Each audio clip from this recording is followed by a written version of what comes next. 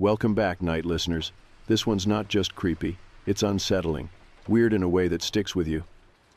You're out hiking, alone.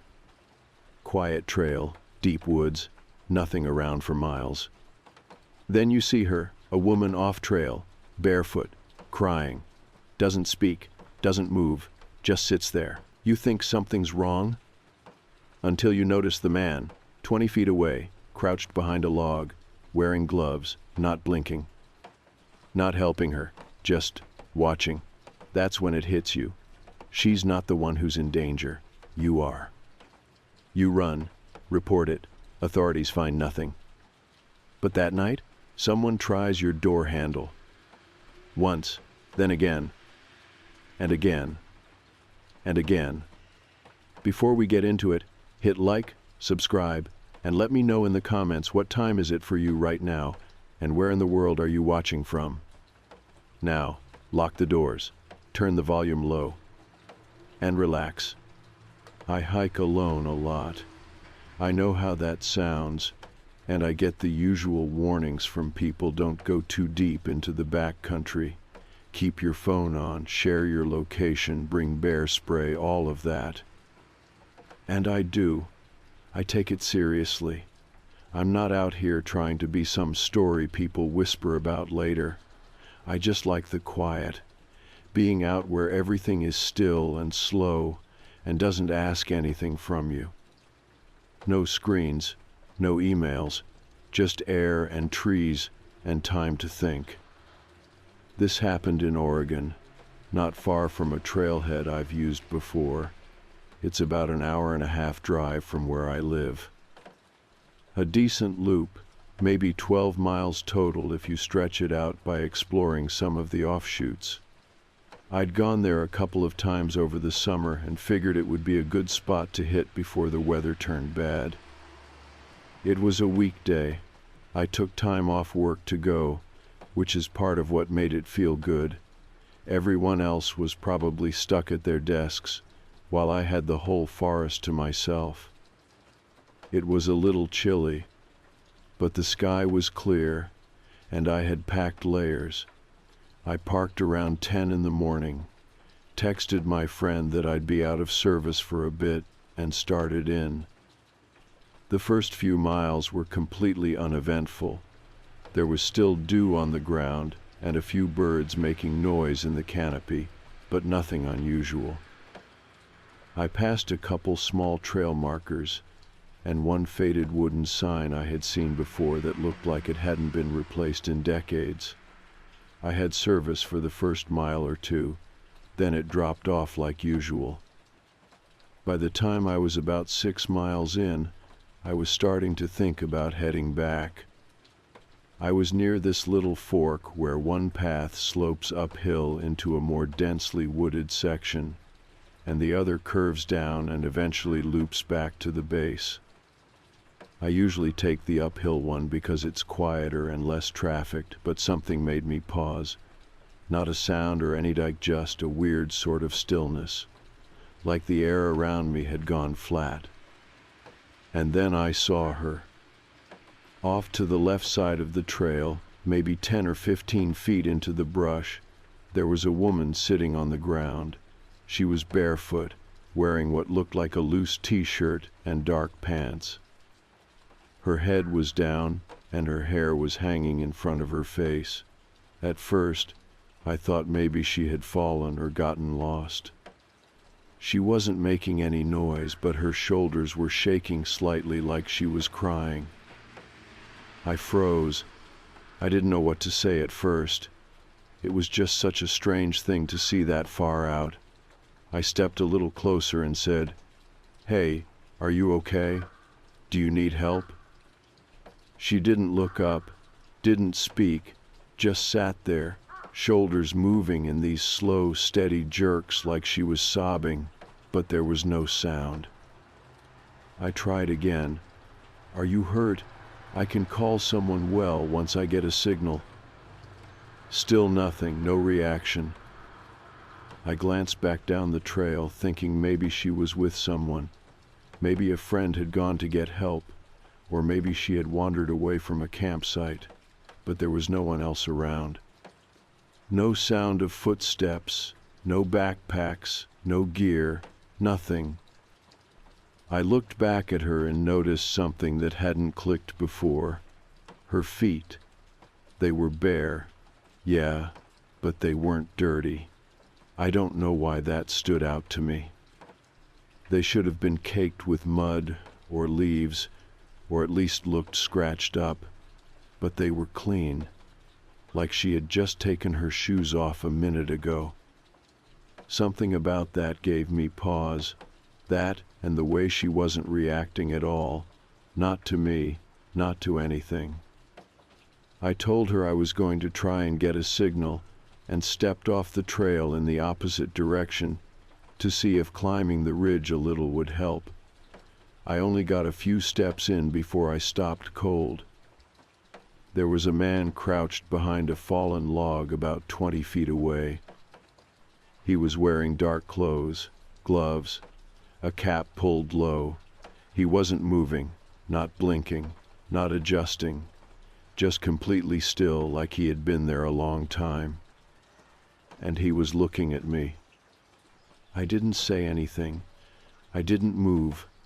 I just stared back, waiting for something to shift, for him to stand up, for him to shout, for him to do anything, but he didn't.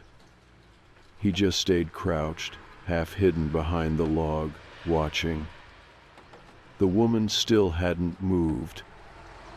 That was the moment I felt it, this heavy, pressurized understanding in my chest that I was not supposed to be here, that this was not what it looked like, that the crying woman was not in trouble.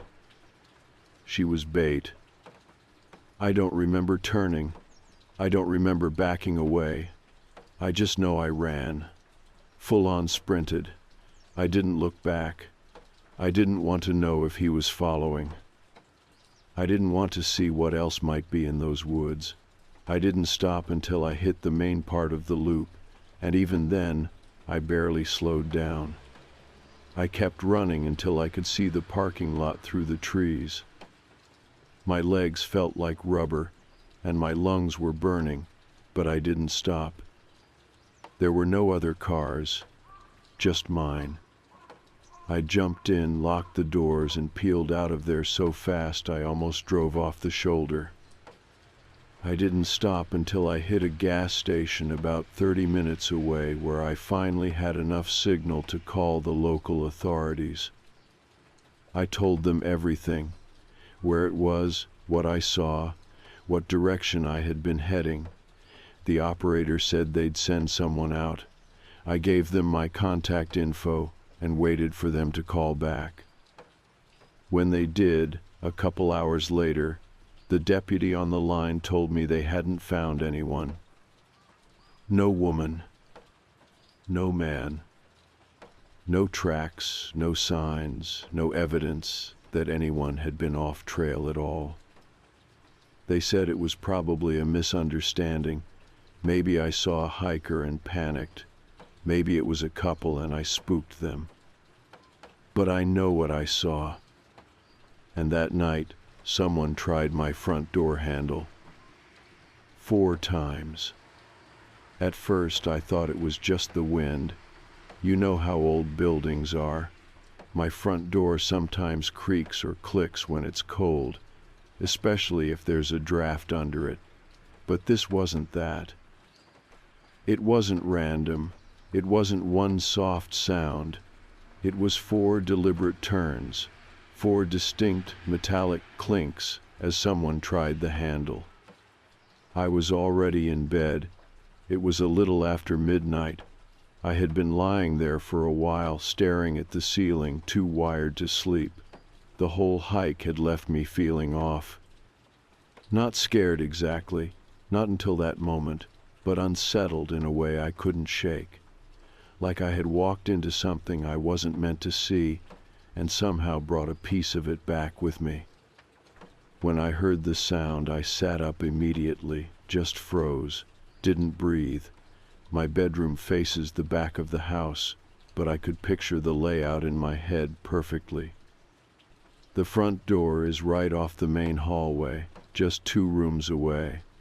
I waited, heart pounding hard in that dry, empty way, and counted the clicks again. 1.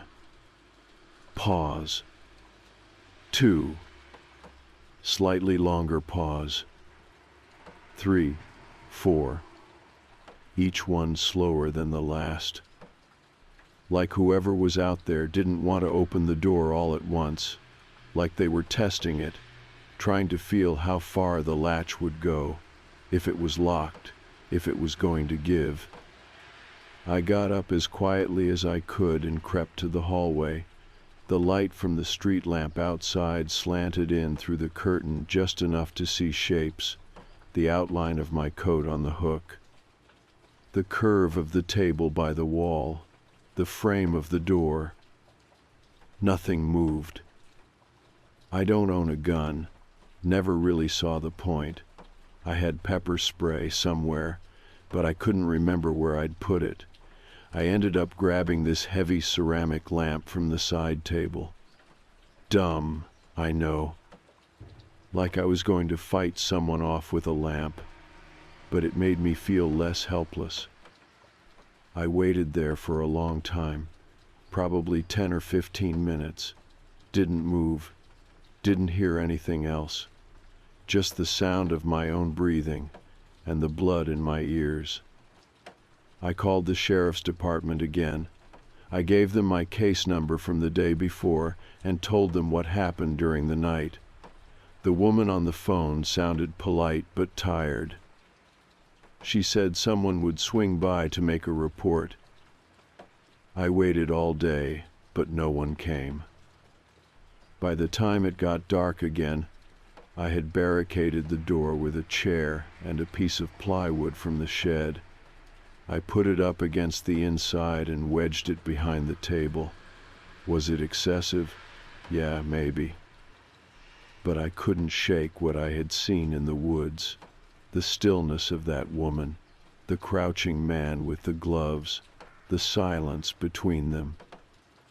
Eventually, I worked up the nerve to walk over and peek through the peephole. No one. No cars, no footsteps fading down the street. Nothing. I checked the locks again. Top deadbolt still secure. Bottom knob untouched. The little chain across the frame still in place. But I couldn't shake the feeling that if I had left even one of those unlocked, I wouldn't be standing there. That I'd be gone. Or worse, not gone at all. I didn't sleep the rest of the night. I sat on the couch with the lamp still in my lap and the hallway light on, staring at the door like it might come to life.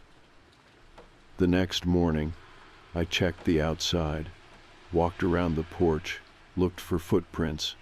There wasn't anything obvious, but the dirt under the steps looked a little off, like it had been shifted. No shoe prints, no boot treads, just a soft sort of indentation, like someone had stood there and rocked slightly back and forth. It wasn't natural. It wasn't just two people in the wrong place. I started trying to look things up, missing person reports, weird incidents in national forests, anything that might explain what I saw. I went through pages and pages of headlines, some recent, some from years ago. A few stories matched parts of it.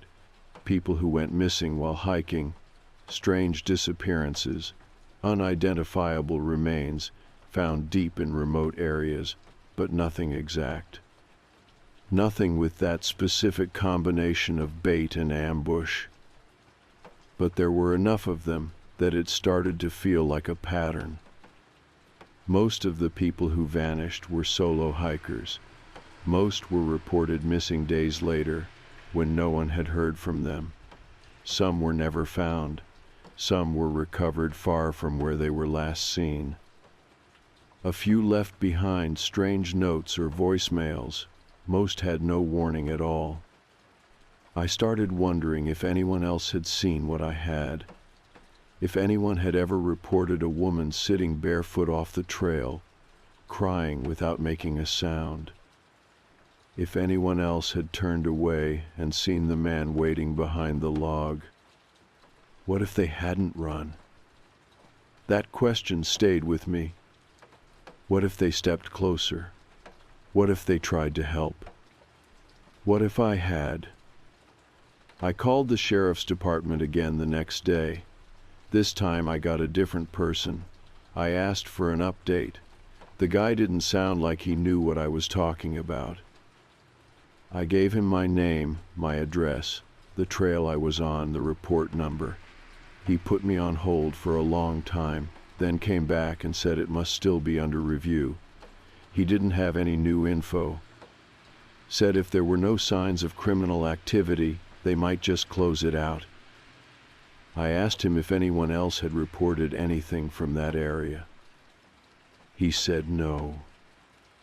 I asked if they ever patrolled that trail or sent drones out there. He paused for a second, then said not, unless there was an active emergency or a call for help. That forest covered a lot of ground, not enough staff to monitor every stretch. So I thanked him and hung up. I stared at the front door for a long time after that, wondering if the man had followed me back, wondering if I had somehow led him here, or if maybe he already knew where I lived before I ever set foot on that trail. Because the part that keeps me up at night isn't just what I saw.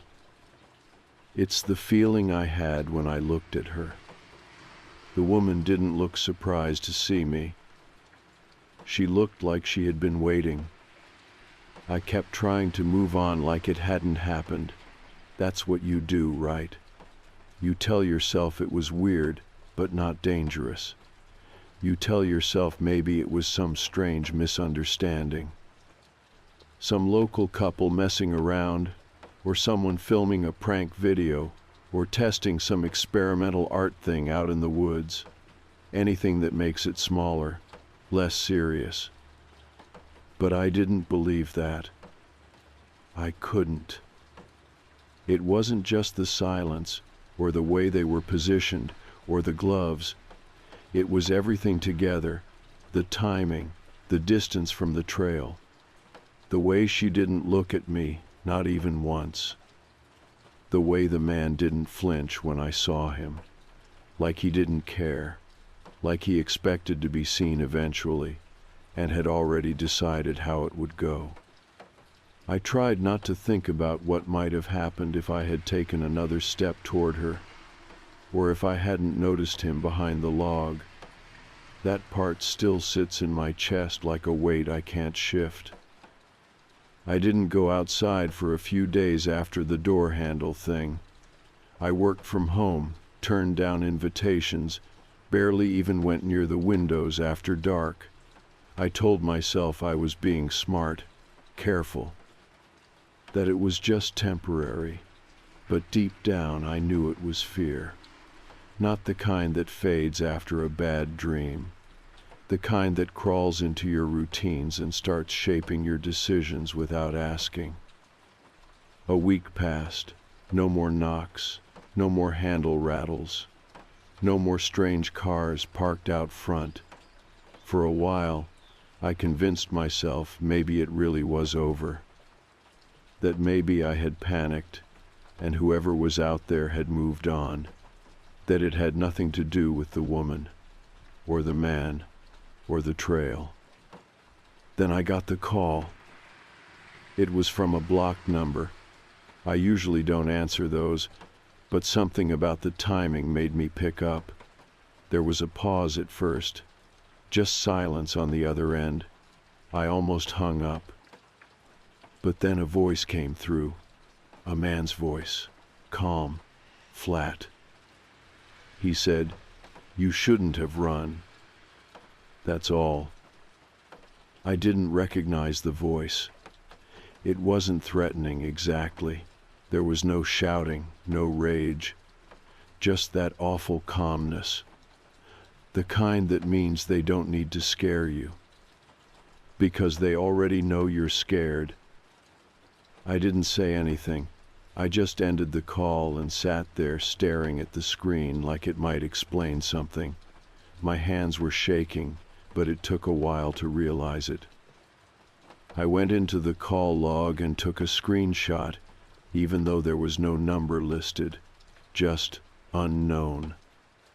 I reported it, obviously, called the police again, gave them the whole thing, the woods, the people, the door handle, now the call. They told me to file an official report in person. I did. They asked if I had any video evidence, any threats, anything I could actually hand over. I told them no, just the feeling that someone was watching me, just the voice. They took down the information, gave me a case number, and said they'd follow up if anything else happened. That was the last I heard from them. I started changing my habits after that, swapped out my morning walk for a treadmill, took a different route to the grocery store, covered the peephole on my door, put tape over the webcam on my laptop. Stuff that maybe looks paranoid from the outside, but felt necessary in the moment. I also stopped hiking. That was the hardest part. The outdoors had always been my reset button, the thing I did when my brain got too loud, and now it felt like that space had been taken from me, tainted. Not because of the woods themselves, but because of what had been waiting in them, watching from the edge. One night, I couldn't sleep again. It was 2 a.m, and I was sitting at my kitchen table with a cup of cold tea and a news tab open on my laptop. I wasn't really reading, just scrolling, trying to feel connected to something that made sense. I don't even know why I did it, but I searched for reports again, not just missing hikers this time, but arrests, human trafficking, suspicious activity in remote areas. It felt like grasping at smoke, but I needed to find something, some piece that made the whole thing feel real in a way that people would believe. That's when I found a story. It was local, published 3 years ago. Brief, barely a few paragraphs long. A man had been arrested for attempting to abduct a woman from a state park in southern Oregon. She had been hiking alone and was approached by someone who claimed his friend needed help. When she followed him off the trail, another man had been waiting behind a tree.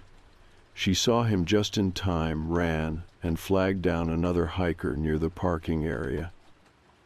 The police caught one of them later, but the second man disappeared. The article mentioned that there had been similar incidents in other areas but didn't elaborate. No names, no charges filed. Just a single arrest and a vague comment from a ranger about possible trafficking activity. That word trafficking hit me harder than I expected. Not because it surprised me, but because it didn't. It made too much sense.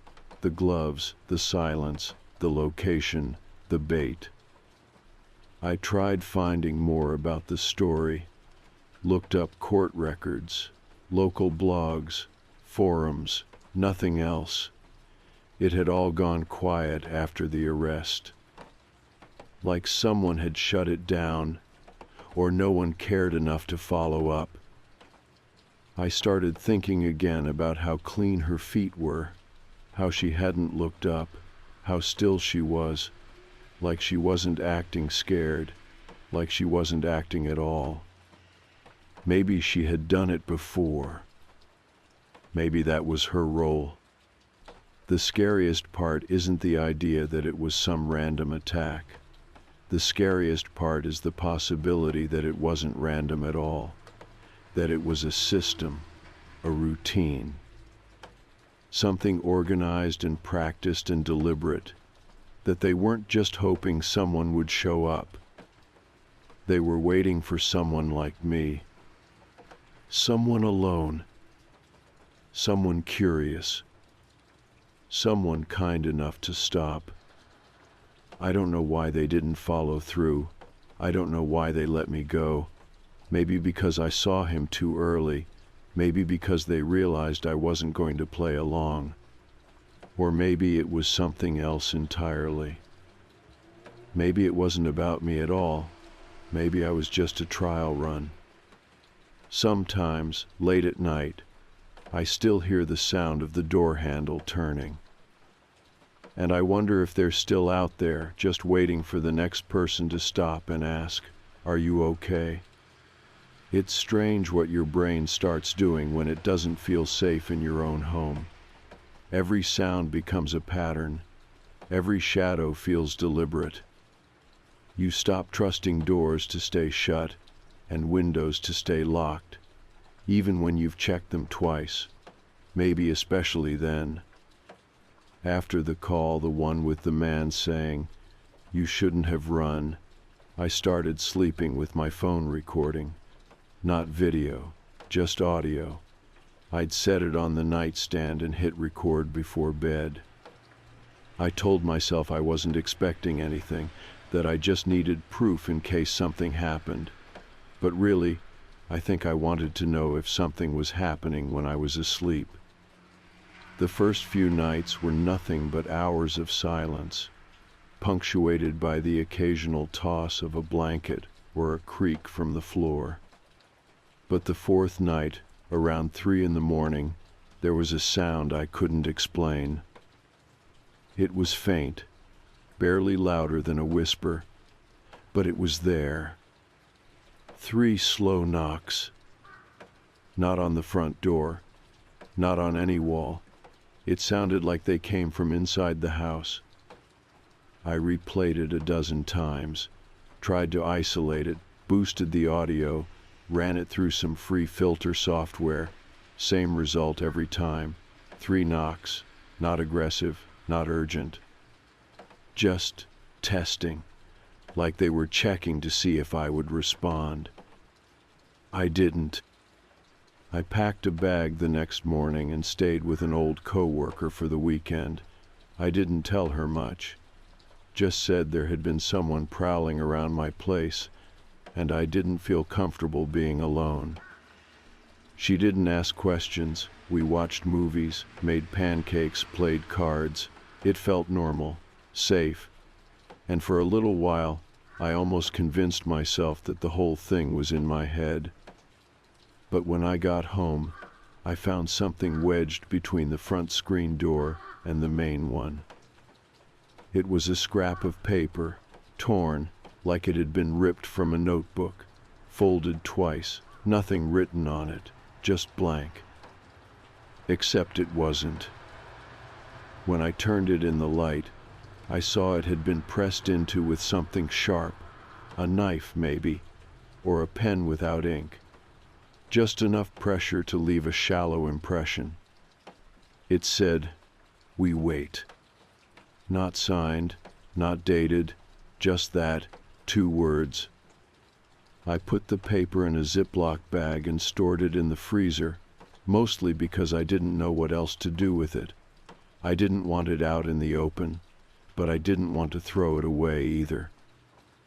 That felt too final, like I might need it later.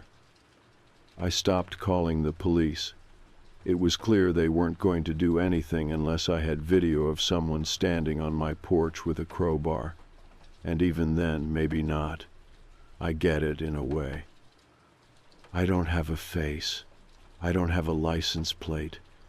Just feelings and impressions and a story that sounds like a campfire tale. I started doing more research. Late night scrolling through news articles and Reddit threads and amateur investigation blogs.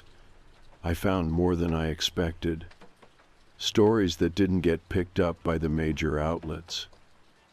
Local forums where people talked about weird things happening in remote areas, missing hikers, abandoned campsites, equipment left behind like someone just walked away mid-meal. But there was one post that stuck with me. It was short. A user claiming they had gone camping near a river in central Oregon, woke up around 2 a.m, and saw what they thought was a woman standing just outside their tent, barefoot, not speaking, just standing there. They didn't unzip the tent, just waited, frozen, until she walked away. The comments were the usual mix of skepticism and jokes, but one reply caught my eye. Someone said they had seen something similar in a different park 3 years earlier. Same details, barefoot woman. No words, just watching. That's when it hit me. It wasn't random, it was repeated. Not the same people maybe, not the same woods, but the same setup, the same bait. I started keeping notes, dates, places, names when I could find them. I wasn't trying to solve anything. I'm not a detective. I just didn't want to feel powerless anymore. One night I mapped them out, pinned every story I could find that matched the pattern, even loosely. Oregon, Washington, Northern California, all along forest corridors, all within a few miles of lesser-known trails, not the major tourist loops, the smaller ones, the ones where people go to be alone. It looked like a network. I don't know if that was real or just how my brain needed to see it, but it didn't feel random, and it didn't feel like something one person could do alone. And then something weird happened. Nothing. No calls, no knocks, no notes. Days passed, then a week, then another. My anxiety didn't go away, but it shifted. It went from dread to confusion, like waiting for a punch that never lands. It almost felt worse. I went back to the trailhead. I know how that sounds, and maybe it was reckless, but I had to see it again, not to confront anyone, not to go deep. Just to stand there at the edge and see if the world still looked the same. I didn't hike in, just parked and stood near the sign, the one with the faded letters and the carved initials from 100 past visitors. The forest looked normal, beautiful even. The light filtered through the trees the same way it always had. Birds chirped. Wind moved gently through the branches. It didn't feel haunted. It felt empty. Too empty. There were no cars in the lot besides mine, no fresh footprints in the dirt, no wrappers, no signs that anyone had been through recently. Like they had moved on. Or like the trail had served its purpose. I got back in my car and locked the doors, sat there for a few minutes, staring into the tree line. I didn't see her. I didn't see him. But I didn't expect to. Because I'm starting to think it doesn't work that way. They don't come to you unless you don't know what's happening. That's the point. It's the not knowing that makes you vulnerable. And now that I know even just a little, I think that means I'm not the one they want anymore. Which is almost a relief. Almost. Except it also means they're looking for someone else. After that trip back to the trailhead, I didn't sleep well for a long time. I kept thinking I would feel better, that standing there again would give me some kind of closure, but it didn't. It just reminded me that the trail was still there, that nothing had changed except me. The forest hadn't closed. There weren't warning signs. No patrol cars parked nearby. It was still just another hiking route to most people. Still listed on all the travel blogs and outdoor forums like nothing had ever happened there. And maybe nothing did. Not officially. That part bothered me more than I thought it would. The way something can almost happen and then just vanish. Like it was designed not to leave a mark. No reports, no missing person flyers, no bodies, no noise, just enough to make you question it. It made me start noticing things in a different way, people mostly, small things, like the guy who lingered too long near a women's restroom at a rest stop, or the couple who walked a little too far apart on a downtown sidewalk, the woman looking down while the man talked and never turned his head. I know I sound paranoid. I hear it even as I say it. But once you start seeing people as possible threats instead of background noise, it's hard to go back. I tried explaining it to a friend one night. Not everything, just a version of it. I said I had come across something strange while hiking, and it had shaken me up. She asked what I meant by strange. I gave her pieces, said I saw a woman crying off trail, and a man nearby who felt wrong, and that I left fast. I didn't mention the gloves, or the phone call, or the knocks. I just wanted to see if the bare bones of the story would make sense to someone else. She listened quietly, nodded, said it was probably just a squatter, or maybe someone having a mental health crisis in the woods. Happens more than people realize. She said I probably did the right thing by leaving, but that I shouldn't let one weird encounter ruin something I loved. I nodded too. Then I changed the subject. She meant well, but it was obvious she didn't really believe there was more to it, and maybe that's why this works. Because people don't expect others to lie in the dirt and wait behind logs with gloves on. Because we still give the benefit of the doubt when someone's crying alone. Because we assume in the best way that someone needs help and that we should offer it. And sometimes we're right. But sometimes we're not. I started locking everything at night in a kind of ritual, not just doors and windows. I would check under the bed, inside the closet, behind the shower curtain. I would look out the peephole for a full minute before I went to sleep, just standing there, listening. There were no more calls, no more knocks, no more notes. But I still didn't feel alone. I went back through my phone at one point and found the original photo I took of the trailhead sign, back when I first arrived that day.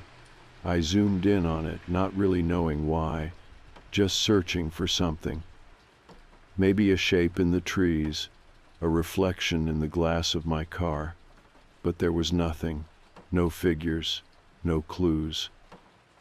But I did notice something else. The timestamp. I remembered arriving at the trailhead just after 10 in the morning. I had checked the clock in my car. I remember thinking I had plenty of time before sundown, but the photo was marked 9:38. I checked the camera app settings, checked the system clock on my phone. Everything looked normal. So why was there a 30-minute gap? I know that doesn't sound like much. Phones glitch. GPS sync can lag. Maybe I bumped a setting at some point, but it still sat wrong with me. That 30-minute gap between what I remembered and what the phone recorded. What if I didn't leave right after I saw the man? What if I waited a little longer than I thought? What if I lost time? I don't remember anything like that. There's no blank space in my memory, no blackout. But it made me wonder if that whole experience had been longer than I realized. If maybe I had stood there longer than I thought, frozen, trying to decide whether to help her, whether to step off the trail. I'll never know. And I think that's the worst part. Not the fear, not the paranoia, the not knowing, the silence after something that should have echoed. Weeks passed, then months. I kept checking the local news. Every few days I'd scroll through the police blotter, the local arrest logs, the missing persons reports. I even signed up for alerts from a couple of trail safety apps, just in case something came up near that area. Nothing ever did. Not even close. The closest thing I ever found was a small notice on a community bulletin board from a nearby town. It said a local volunteer group was looking for people to help clean up neglected trails and offshoot paths in the area. It was phrased like a call to service. Help us restore our forests, reconnect with nature. One of the trails listed was mine. It felt like a joke, or a dare, or maybe just a coincidence. But I took a screenshot anyway and saved it to the same folder where I kept the audio files, the blank paper, the screenshot of the blocked call. It's a strange little folder, tucked between work documents and grocery lists and receipts, but it's there, just in case.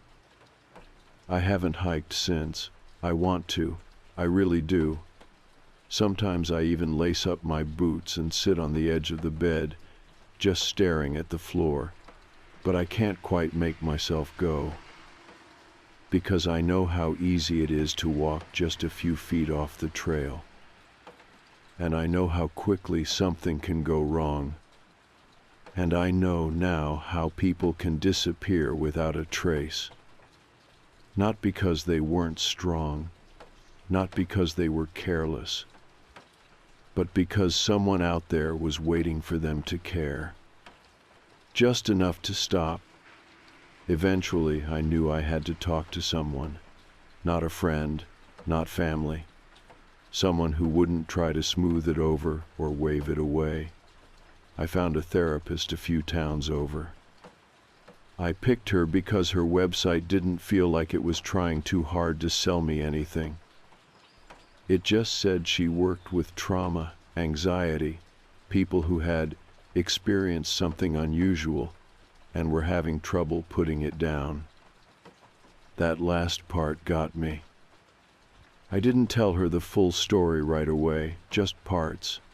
I said I saw something in the woods that unsettled me, that I was having trouble feeling safe again, even though nothing had technically happened. I told her about the door handle, the phone call, the strange silences, but I left out the details about the man behind the log and the way the woman sat without blinking. She didn't laugh, she didn't even blink, just asked questions, measured ones. She asked how long I had felt like someone was watching me, if I had experienced anything like this before, if I had a history of panic, of sleep problems, of memory loss. I said no, because it was true. She asked if I thought I was in danger now, and I didn't know how to answer that. That was the hardest part, the thing I kept coming back to, not knowing, because nothing ever came from it, no follow-up, no knock at the door in the middle of the night, no second photo. No sign that I was still being watched, just a long, drawn-out silence. And yet, I still kept checking. Every night, I would go through the same routine, lock the doors, check the windows, turn off the lights, then sit in the dark and listen, not for anything in particular, just in case. She asked me once what the worst-case scenario was, the thing I believed deep down, even if I didn't say it out loud. And I told her that it wasn't random, that it wasn't just some deranged couple in the woods or a stalker with too much time on his hands, that it was organized, practiced, that the woman was part of it, that she had been doing it for a while, and that the man behind the log wasn't alone, that there were others, maybe not in the woods that day, but somewhere nearby, watching, learning, waiting for someone to take the bait. She didn't argue. just nodded once and wrote something down. A few weeks later, I started to sleep again. Not all night, not every night, but enough. Enough to feel my shoulders drop a little when I walked through the door. Enough to stop flinching at every creak in the floor. I even started walking again. Not hiking, not yet, but around the neighborhood. Middle of the day, sun high, people out mowing lawns and kids biking on sidewalks. I told myself I would go a little farther each week. That I would start rebuilding the muscle of trust, not in people exactly, but in places, in sidewalks and porches and open windows that did not mean danger. And slowly, it started to work. I got back into some routines. I started reading again. I cooked real meals instead of frozen ones. I even made plans to travel for work, which I hadn't done since everything happened. Then one morning, months after it all started, I got an envelope in the mail. No return address, no name, just my address written in careful block letters. It wasn't a bill. It wasn't junk. It was thick, like it had something inside besides paper. I sat there holding it for a long time, just staring. Eventually, I opened it. Inside was a single photograph. Not of me, not of my house, not of the trail. It was a photo of another person. A man, middle-aged, standing on a rocky path near a tree line. His back was to the camera. He had a backpack on, one foot just off the edge of the trail. The kind of moment you catch right before someone disappears into the woods. On the back, someone had written a date. That date was 3 days ago. I checked the news, checked social media, checked local missing persons bulletins. Nothing came up. No alerts, no calls for help, no family members posting his face on Facebook. No signs of anyone looking for him yet. But I knew what this was. I took the envelope to the police.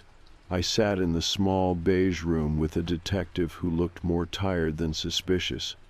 I told him everything. From the trail to the woman, to the man behind the log, to the phone call, the door handle, the note, the photograph.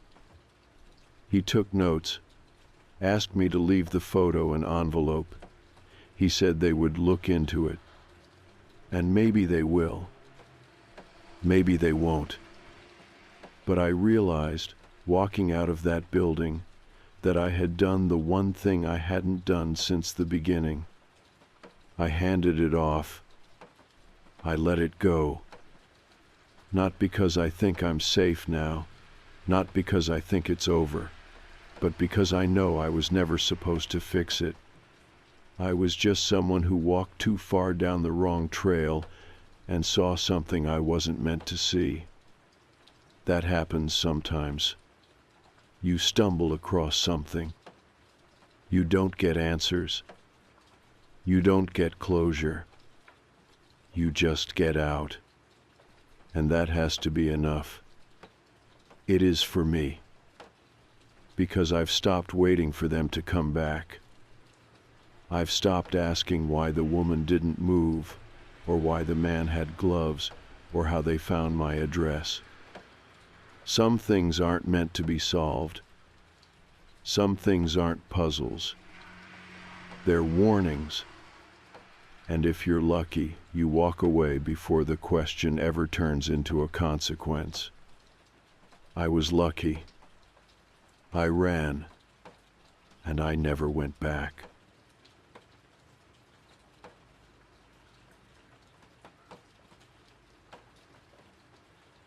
I didn't notice it the first few nights.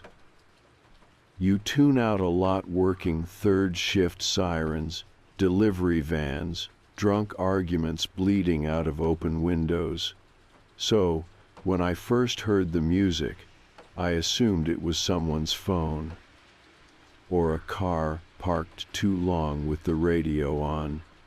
It was faint, weirdly slow, like the sound had to travel farther than it should have. But it kept coming, always at 4:02 in the morning. Not 4. Not around 4. 4:02. I only started keeping track because I'm up anyway, coffee in one hand, waiting for my eggs to finish frying. I work at support from home, and my hours are flipped. I sleep during the day, live mostly in the dark, same as raccoons and people with unfinished grief. The music was always the same, that old ice cream truck jingle. You know, the one, those plinking carousel-style notes. Only this version was wrong, slower, warped, like it was dragging itself through water. And even worse, it didn't fade in or out. It just started, full volume, right at 4:02, played for exactly 2 minutes.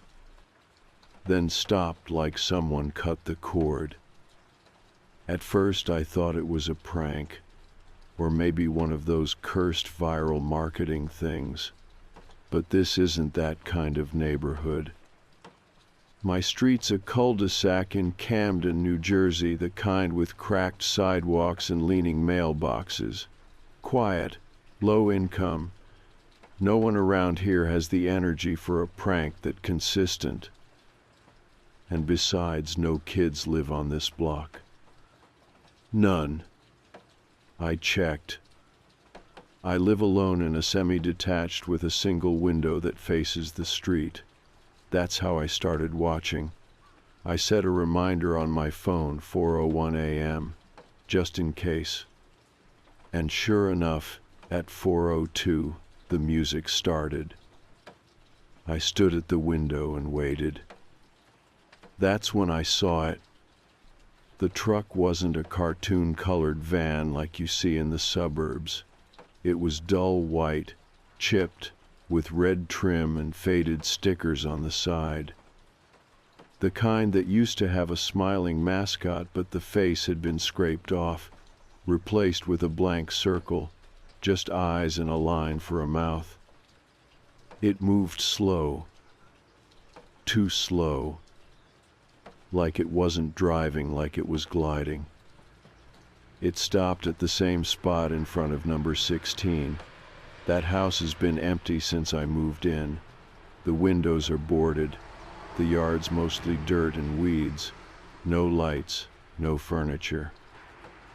But the truck always stops there, for exactly 2 minutes. That first night I leaned in closer, trying to see who was behind the wheel. The cab was dim. I almost thought it was empty. Then the driver looked up, straight at me. He was tall, even sitting, you could tell. Long neck, pale face, big, round eyes. But what got me was how wet he looked. His skin was shiny, like plastic under rain. His lips were too red. And he didn't blink, just stared. Right into the window. Right into me. The music ended. He drove off. I didn't move for a long time, I don't know why. Just kept standing there, staring at the empty street. It wasn't fear exactly. Just this stillness, like if I moved too fast, the moment would rewind. I went to bed and didn't tell anyone. Next night, I didn't set a reminder. Didn't need to. My body woke me at 4:01 without asking. And again, at 4:02, music, slowed, warped, full volume. I didn't look out the window this time. I couldn't. The night after that, I caved. Curiosity beats fear when you live alone long enough. I watched from behind the curtain, same truck, same house, same stop. But this time, the driver didn't look at me. He looked up the street, toward the end of the cul-de-sac. I followed his gaze. There was nothing there. But I swear I saw movement in the corner of my eye, a flicker, like someone ducking out of sight behind a bush. That was 2 nights ago. And this morning when I checked my mailbox, there was something waiting for me. Not a letter. Not a package. Just a melted ice cream cone balanced on a paper plate, half vanilla, half something greenish. And sticking out of the top, a tooth. Small. White. Clean. A child's. I stared at it for a long time. Then I threw it all in the bin and poured bleach over the top. I haven't called anyone. Who would I even call? There's no license plate.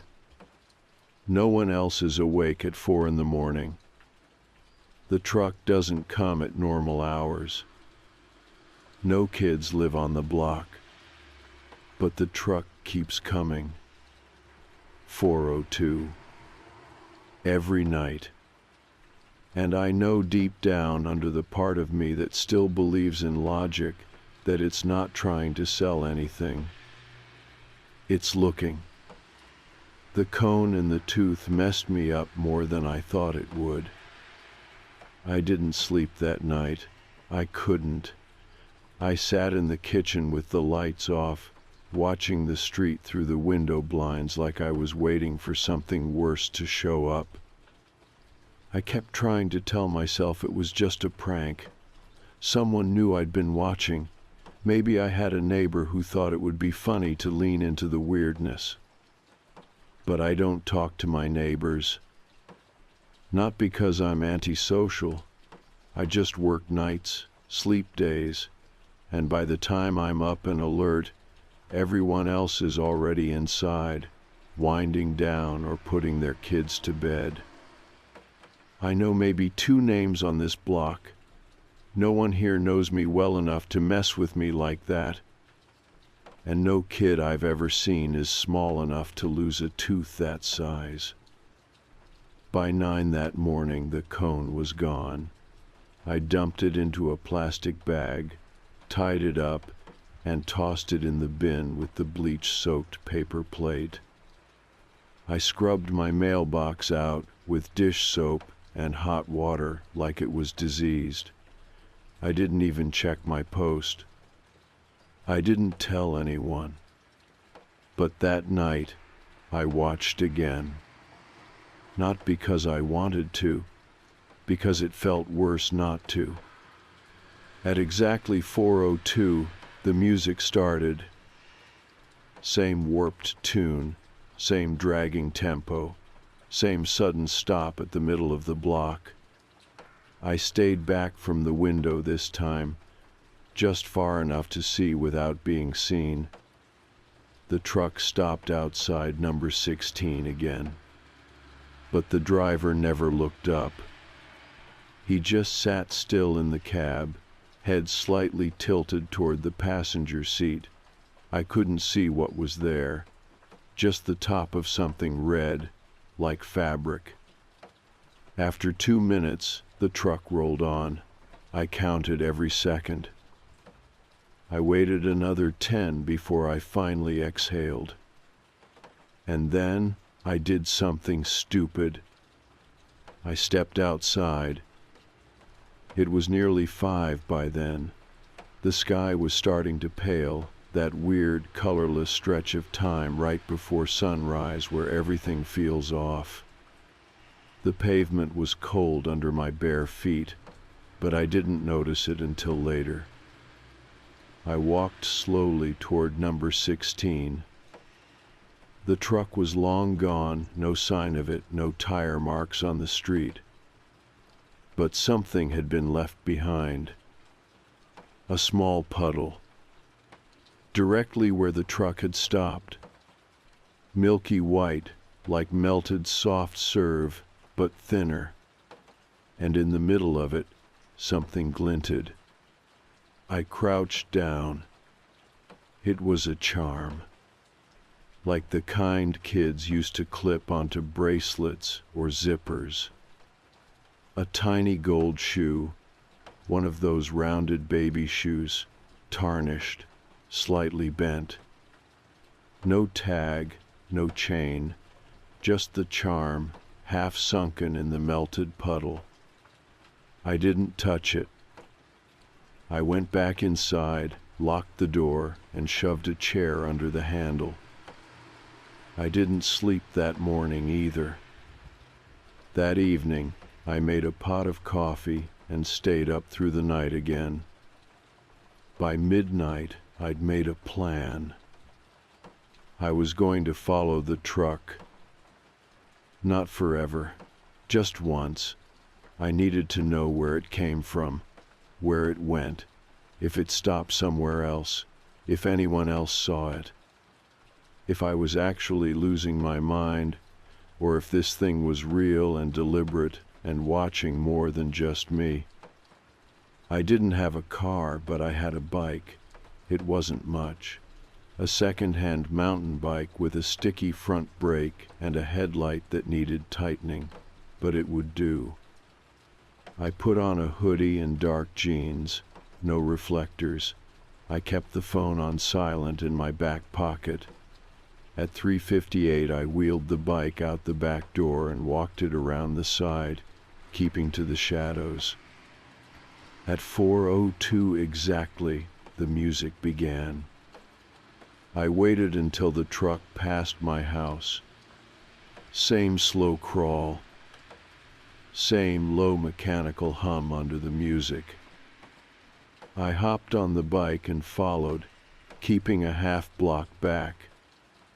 The truck didn't speed up, didn't turn around, didn't make any sound besides the music. It drove straight for 6 blocks, then took a left. 2 more blocks, a right.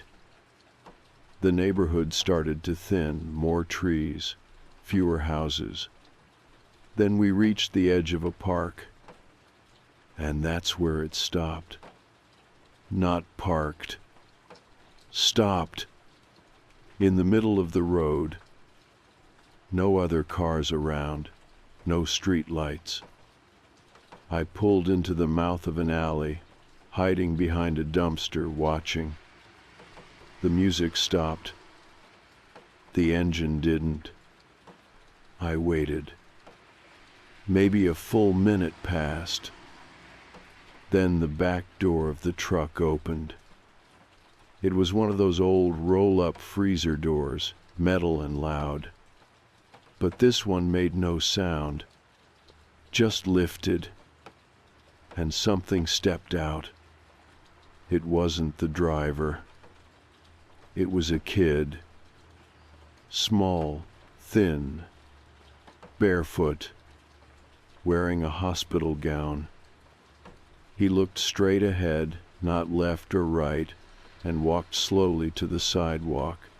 He sat down under the street sign, folded his knees up to his chest, and waited. The truck didn't move. Neither of them did. I couldn't breathe. My chest felt locked. I wasn't scared like before it was something else. Like I'd stepped into a dream that was about to become a nightmare, but hadn't fully turned yet. I checked my phone. 4:07. Then I looked back up. The boy was gone. So was the truck. The road was empty. No sound. No light. Nothing. I didn't talk to anyone the next day. I didn't go online. I didn't even open the blinds. I just sat in my living room with my coffee going cold beside me, and my hands in fists so tight my nails left marks. I kept running it over in my head, trying to force some kind of order into it. I had seen the truck. I had followed it. I had seen the back open. I had seen a kid walk out. Then the truck and the boy both disappeared in under 60 seconds. There was no sound, no smoke, no turn, no screech of tires. It was just gone. And I knew with a sinking clarity that I hadn't imagined it. It hadn't felt like a dream. Dreams never carry that much weight in your chest afterward. You do not wake up with your palms sweating unless you were awake the whole time. By the evening, I knew I had to go further than just watching it. I had to find out if this thing had happened before, if anyone else had seen it. I wasn't going to post online. I had done that before with weird stuff, and it always turned into people asking if I was high or playing a joke. This time I wanted something real, so I started with the most boring and reliable place I could think of.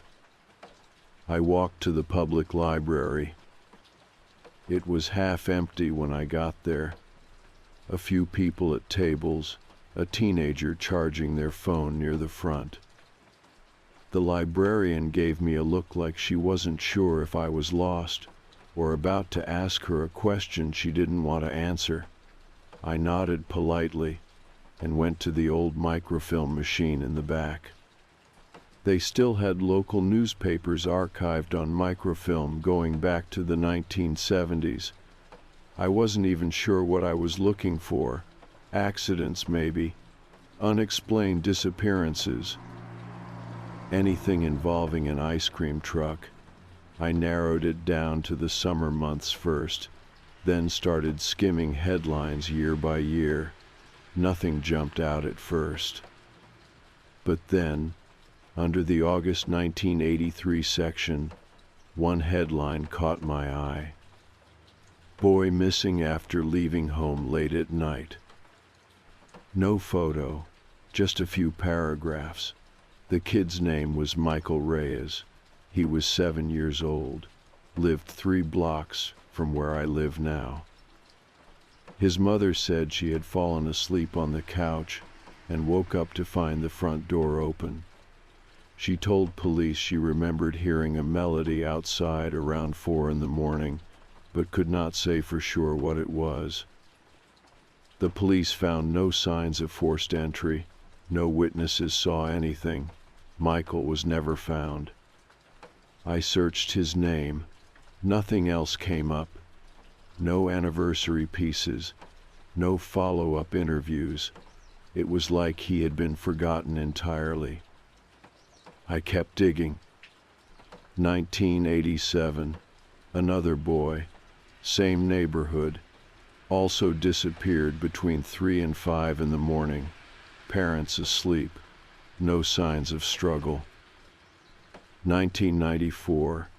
Different part of Camden, but still close. Girl, 10 years old. Gone without explanation. House locked. Neighbors reported hearing strange music earlier that night. I sat back from the machine and rubbed my eyes. I was getting tunnel vision, but the pattern was impossible to ignore. Every 4 or 5 years, always in the summer, always in the early morning, always involving children who disappeared without a trace. The police reports always leaned toward runaways, but no one ever found them. No one ever reported sightings. The trails went cold in the same way every time. There were no suspects, no persons of interest, no statements about an ice cream truck. But one article mentioned something that made me freeze. It was buried in the 5th paragraph of a missing persons report from 2002. The boy's name was Elijah, and he had last been seen by his older brother, who shared a bedroom with him. The brother told police that Elijah had gone to meet the truck. That was the line. Gone to meet the truck. No elaboration, no context, and no one seemed to follow up on it. I printed the article and left. I felt eyes on me as I walked out, even though no one was looking. The kind of attention you feel when you touch something you were never meant to see. At home, I laid the article on my kitchen table next to the gold shoe charm and the notes I had written by hand.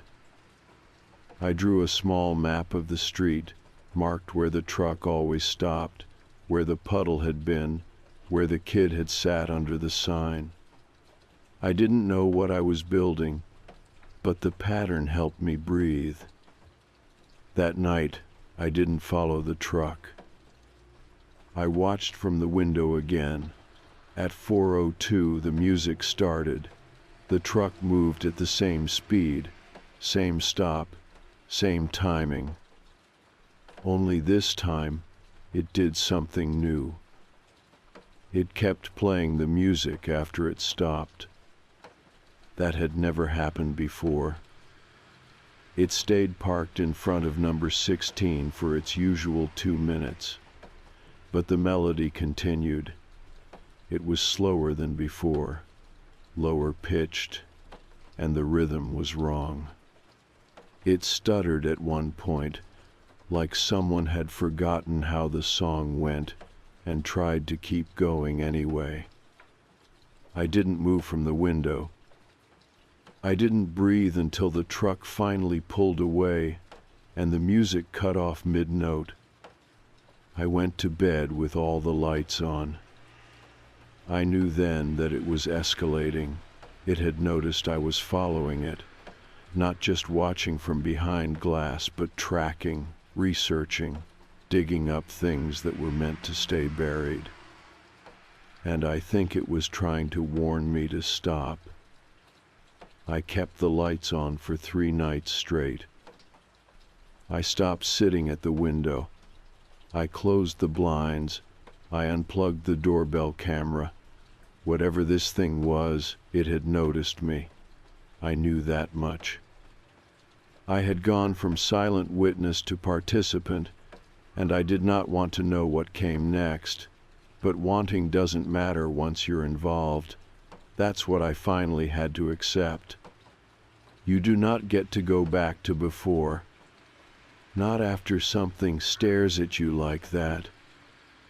Not after a child steps out of a truck and vanishes into nothing. I didn't follow it again. I didn't watch it roll past. But every night, right at 4:02, I still heard that melody start. Warped. Wrong. And always on time. The paper I had printed about Elijah, the boy who went to meet the truck, stayed on my kitchen table. I must have read it 50 times. Each time that line hit me a little harder. Not because it was eerie, because it felt casual, like no one thought to ask what truck he meant. I started to wonder if someone had. But maybe that part had been left out. I called the Camden Records office the next day. I told them I was researching older missing persons cases for a local piece. Not a lie, really, just not a published one. I asked if there were any family members still listed as contacts in the Elijah Reynolds file. The woman on the phone was helpful in that tired way people are when they have no reason not to be. She confirmed there had been an older sibling, Daniel Reynolds. He would be in his mid-30s now. I asked if there was a number. She couldn't give me that. But she gave me the address he had on file from 3 years ago. It was in Pensauken, not far. I drove over that afternoon. The house was a narrow row home with peeling blue paint and a porch that leaned like it had given up. There was a car out front, rusted but intact. I knocked and waited. I didn't expect anyone to answer. But someone did. The man who opened the door was maybe late 30s, heavy-set, worn around the eyes. He looked like someone who had seen more than his share of quiet. I told him my name, told him I was asking about Elijah. His expression didn't change. He stepped aside and let me in without a word. The living room was dark. The blinds were closed. The TV was on mute, playing static. He sat in a chair without turning the screen off. I stayed standing. "I read about what happened to your brother," I said. "I saw the article." He didn't say anything. "I think something's still happening," I added, "and I think it's the same thing." That made him look up. He stared at me like he was measuring something behind my eyes. Then he asked the first question. "How long have you been seeing it?" 2 weeks, I said. "Every night, 4:02. He nodded slowly. Then he said, "Do you hear it in your sleep?" The question caught me off guard. "I don't know," I said. "I keep waking up before it starts." "That's how it begins." He leaned forward. "You start by hearing it outside, then you start hearing it in dreams, then you stop knowing which is which." "What is it?" I asked. He looked down at his hands. "I don't think it's a truck," he said. "I think it wears the shape of one, because that's what kids trust, the sound, the song. It's not for us. It was never for us." "But why show up to me? I'm not a kid." He gave a slow shake of his head. "You watch too long. That's all it takes." He told me about the night Elijah vanished. It was summer. No school the next day. They were both awake past midnight, reading comics and talking about cartoons. Sometime after 3, Elijah had gone quiet. Stared out the window. Daniel asked him what he was doing. He said, "They're early." Daniel asked who. And Elijah replied, "The cold man." He said the name like it was normal, like they had talked about it before. Daniel remembered getting up, looking out the window, and seeing nothing. No car, no person, no movement. Just the faint sound of music he couldn't place. A minute later, Elijah went to the front door and stepped outside. Daniel followed. But by the time he got there, the street was empty, and Elijah was gone. No footsteps, no sounds, just one drop of melted ice cream on the bottom step. "I told the police," he said. "They thought I was making it up. Trauma response. That's what they called it." He stood and walked to the side table, opened a drawer, pulled something out and handed it to me. It was a charm. A tiny gold shoe.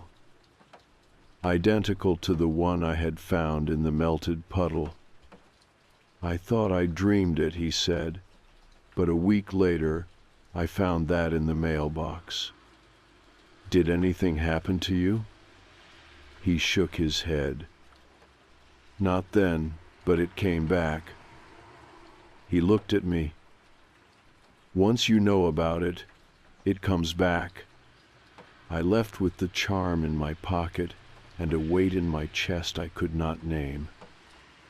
At home, I laid both charms side by side on the kitchen table. They were the same in every detail. Same scratches. Same small bend near the arch. Like they were not copies. But the same one. I didn't leave the house the next day. I stayed inside with the blinds drawn and every light on. I kept the charms on the kitchen table, lined up side by side like they might do something if I stared long enough. I couldn't stop looking at them. They were too identical, not similar, not replicas. They had the same scratches in the same places, the same tiny nick where the gold flaked at the tip. It was like the same object had appeared in two places. One in my mailbox, one in Daniel's drawer. The thoughts settled heavy in my chest. I started to wonder how many people had one of these. How many people had found a charm, or a puddle, or a cone with something hidden inside. Maybe not everyone remembered. Maybe it had been happening for years, decades even, but no one had tracked it the way I had. They had seen it once, then buried the memory under sleep, routine, and fear. I was not forgetting. I couldn't, and that meant I had one thing left to do. I was going to stop it. I didn't have a plan. I just knew I couldn't keep watching. I couldn't be passive. The truck came every night, always the same route, always 402, always stopped at number 16. It had followed a routine like a machine, and I believed that meant it could be disrupted. Even machines can break. That night, I stood outside my house with a flashlight and a small crowbar tucked under my arm. The air was warm but felt colder than it should. My breath clouded more than the temperature called for. I was sweating, but I still shivered. The truck always moved slowly. I figured if I approached it from the side, I might get close enough to look inside the back. Maybe even force it open. At 4:01, the street was silent. At 4:02, the music began. It was slower than before. Not just dragging, struggling. The melody skipped a few notes in the middle, then restarted from the beginning. I stayed behind the bushes until the truck passed me. It stopped in front of number 16. I waited 6 seconds, then stepped out. My heart was pounding, not loud, just tight and deep, like a drum played underwater. I walked to the back of the truck. The metal was old, flaked with rust. The latch was covered in scratches. I reached for the handle. It was cold. I mean winter cold, metal that burns your skin even though the night was warm. I gritted my teeth and pulled. It moved easily. The door rolled up smoother than I expected. Inside, the floor was clean, empty, no coolers, no product, no freezers. Just a square metal room. The walls were lined with hooks, dozens of them, and on every hook something hung. Shoes, small ones, baby shoes, toddler sneakers, slippers. A few still had name tags. I stepped back. My body wanted to run, but my feet didn't follow. I heard the driver's door open. Slowly. Then a sound like wet plastic shifting. I turned and looked up. The driver stood taller than the cab. He had to duck under the frame to step out. His face was pale and stretched, skin pulled too tight, like it was made of wax pressed over bone. His eyes were round and glassy, no blink, no expression. He tilted his head, like he was studying me. I gripped the crowbar tighter. He didn't move. Then he opened his mouth, and the music came out. Not a voice, not words. The ice cream truck jingle playing from inside his throat. It sounded warped, like a speaker underwater, but I could hear the notes clearly. I stepped back again. He followed, slow and smooth, 1 foot at a time. He didn't chase.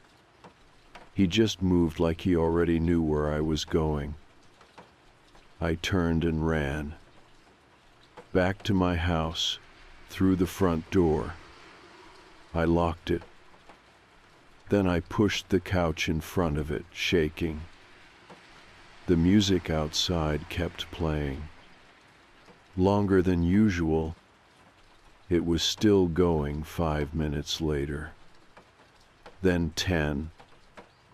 Then silence. When I finally opened the door, the street was empty. No sign of the truck, no footprints, no sound. Just a puddle on my doorstep. No charm this time. Just the puddle. And in it, something new. A strip of paper soaked through. I pulled it out carefully and unfolded it. 5 words were written in shaky block letters. You are not the first. I sat on the floor and tried to understand what that meant. Was it a warning, a message, a threat, or maybe a statement of fact? Maybe others had stood where I stood. Maybe some had tried to fight it. Maybe all of them had failed. But I was still here. And now I knew what was inside the truck. Not bodies. Not drivers. Not even ghosts. Just absence. Just tokens. Each one left behind like a receipt. A record of something taken. I didn't sleep the night I opened the truck. I sat on the floor with the crowbar still in my lap and the soaked paper drying on the windowsill. My legs were stiff. My head ached. I hadn't eaten in almost 24 hours, but my stomach felt like a clenched fist. You are not the first. That line played over and over in my mind like the warped melody from the truck. There was no part of me that doubted it anymore. This thing had been around a long time, too long for anyone to fully track. But someone else had tried, maybe more than one person, maybe many, and they had all failed. But I had not disappeared. I had come back. That had to count for something. I took the charms the next morning and drove to Daniel's place. He let me in without asking anything.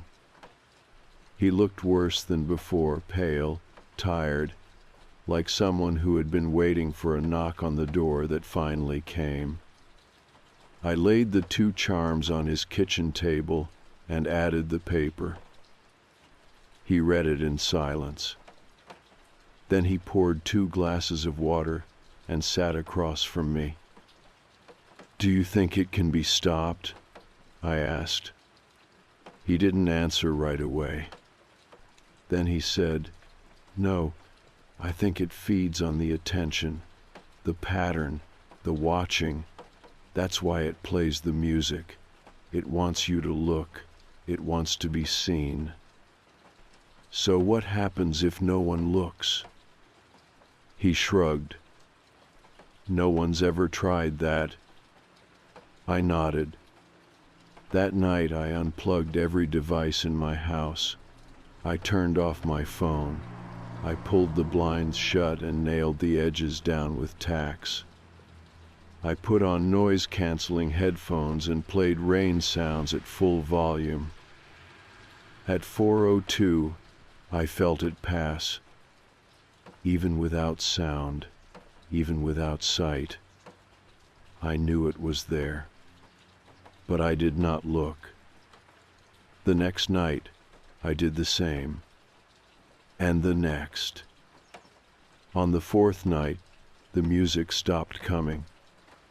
There was no sound, no pressure in the air, just stillness, like whatever had been coming finally moved on, or gave up. I kept the routine for one full week just in case, and then I stopped checking the clock. I started sleeping again, slowly, lightly, but it was sleep. I went back to work. I spoke to my sister on the phone. I made a real meal for the first time in days. I stopped walking past the window at night. I stopped expecting something to be waiting for me. One morning, I found a letter in my mailbox. Handwritten. No stamp. No return address. It simply said, "You broke it." There was nothing else.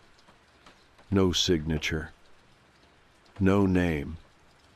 But the tone felt different. Less like a threat.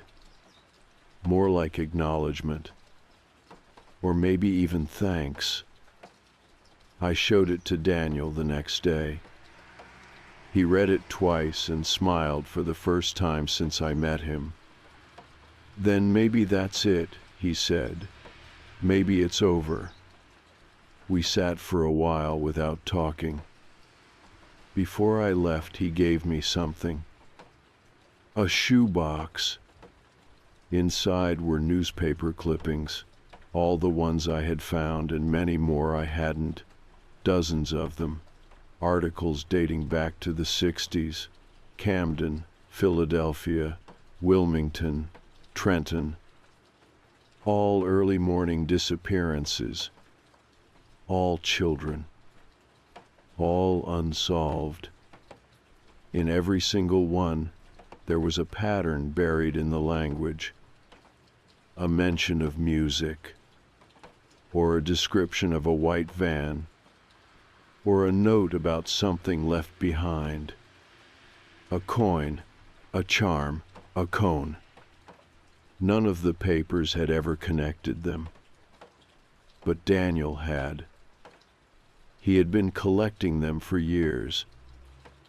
"I never knew what to do with them," he said, "but maybe now they're just stories." I took the box home and scanned every single page. Then I packed the originals away and gave the scans to a friend who writes local history columns. He called it the Cold Song. I didn't tell him it was real. He didn't ask. That was months ago. Nothing's happened since. The truck has not come back. The music has not returned. I walk at night now. Not far, just around the block. I pass number 16 sometimes. The house is still empty, still boarded, but I don't feel anything when I look at it. No cold spot, no dread. Just a house with a history. Like all places. One night I left something on the step. A charm. One of the gold shoes. The other one I buried in my backyard. Just in case. I still don't know what the truck really was. A spirit. A curse. Something older, maybe. a ritual playing out behind the rhythm of an old jingle.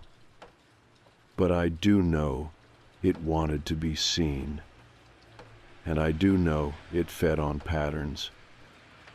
And maybe most of all, I know this. The only way to starve something like that is to take your eyes off it. Stop listening. Stop naming. Stop giving it space in your mind. So I won't say its name anymore. And I won't tell this story again. I'll just go to sleep before 4 and wake up with the sun.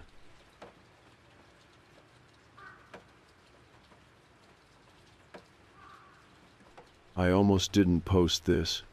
I kept telling myself it wasn't that weird. Like, maybe I misread the whole thing or made too much out of nothing. But the more I think about it, the more it's been sticking with me in this low, awful way, like something's still off. And I don't know if writing it out will help or just make me more paranoid, but whatever. I've barely been sleeping since it happened, so maybe this is better than nothing. It started with something stupid. I ordered takeout, nothing fancy. It was around 9 at night, which I guess is kind of late for a weeknight, but I hadn't eaten since lunch and my fridge was basically condiments and one sad apple. I ordered from this Korean place a few blocks over. I've gotten food from there at least a dozen times. They use one of those apps, not gonna name it, but it's one of the big ones. It's usually pretty quick. Anyway, food shows up about 30 minutes later. I get a ping, check my phone, and it says the driver is arriving. I live in this pre-war walk-up in Manhattan, near the East Village. Second floor, buzzer, barely works. Usually I just go down and meet the person because it's easier than trying to yell through the intercom. So I grab my keys, throw on some sneakers without socks, and head downstairs.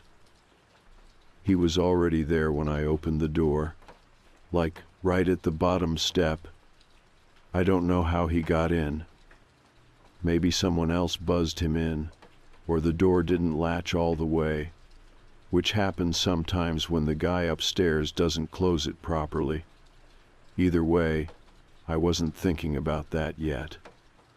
He had the right bag, the insulated kind with the company name on the side.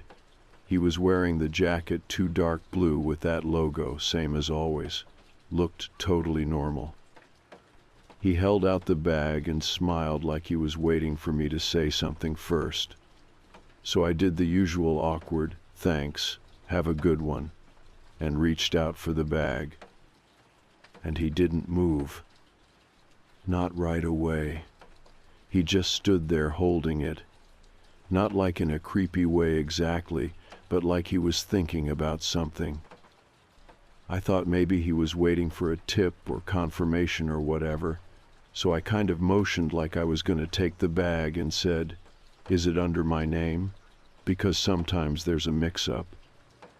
He didn't say anything, just nodded and handed it over. The second I touched the bag, he smiled again real quick and turned around, walked out without saying a word. I remember thinking he moved weird, like his arms didn't swing right, stiff, like he was carrying something under his jacket maybe, but again, it didn't register as anything serious. I just closed the door, went back upstairs, and ate in front of the TV like usual. It wasn't until I was throwing out the bag that I noticed something a little off. The sticker on the container didn't have my name on it. It said some generic phrase like, "Thank you for ordering," and nothing else. No receipt, no order details. Usually there's something, even if it's just scribbled on the bag, but there wasn't anything. I chalked it up to a restaurant change. Maybe they stopped printing receipts or whatever. I even checked the app. and it said the order was delivered. Same window of time, same restaurant. The guy's profile photo looked kind of generic, but so do most of them. It had a 5-star rating, and the name was something common. I don't want to say it here in case it was real. The weird part didn't hit me until later that night.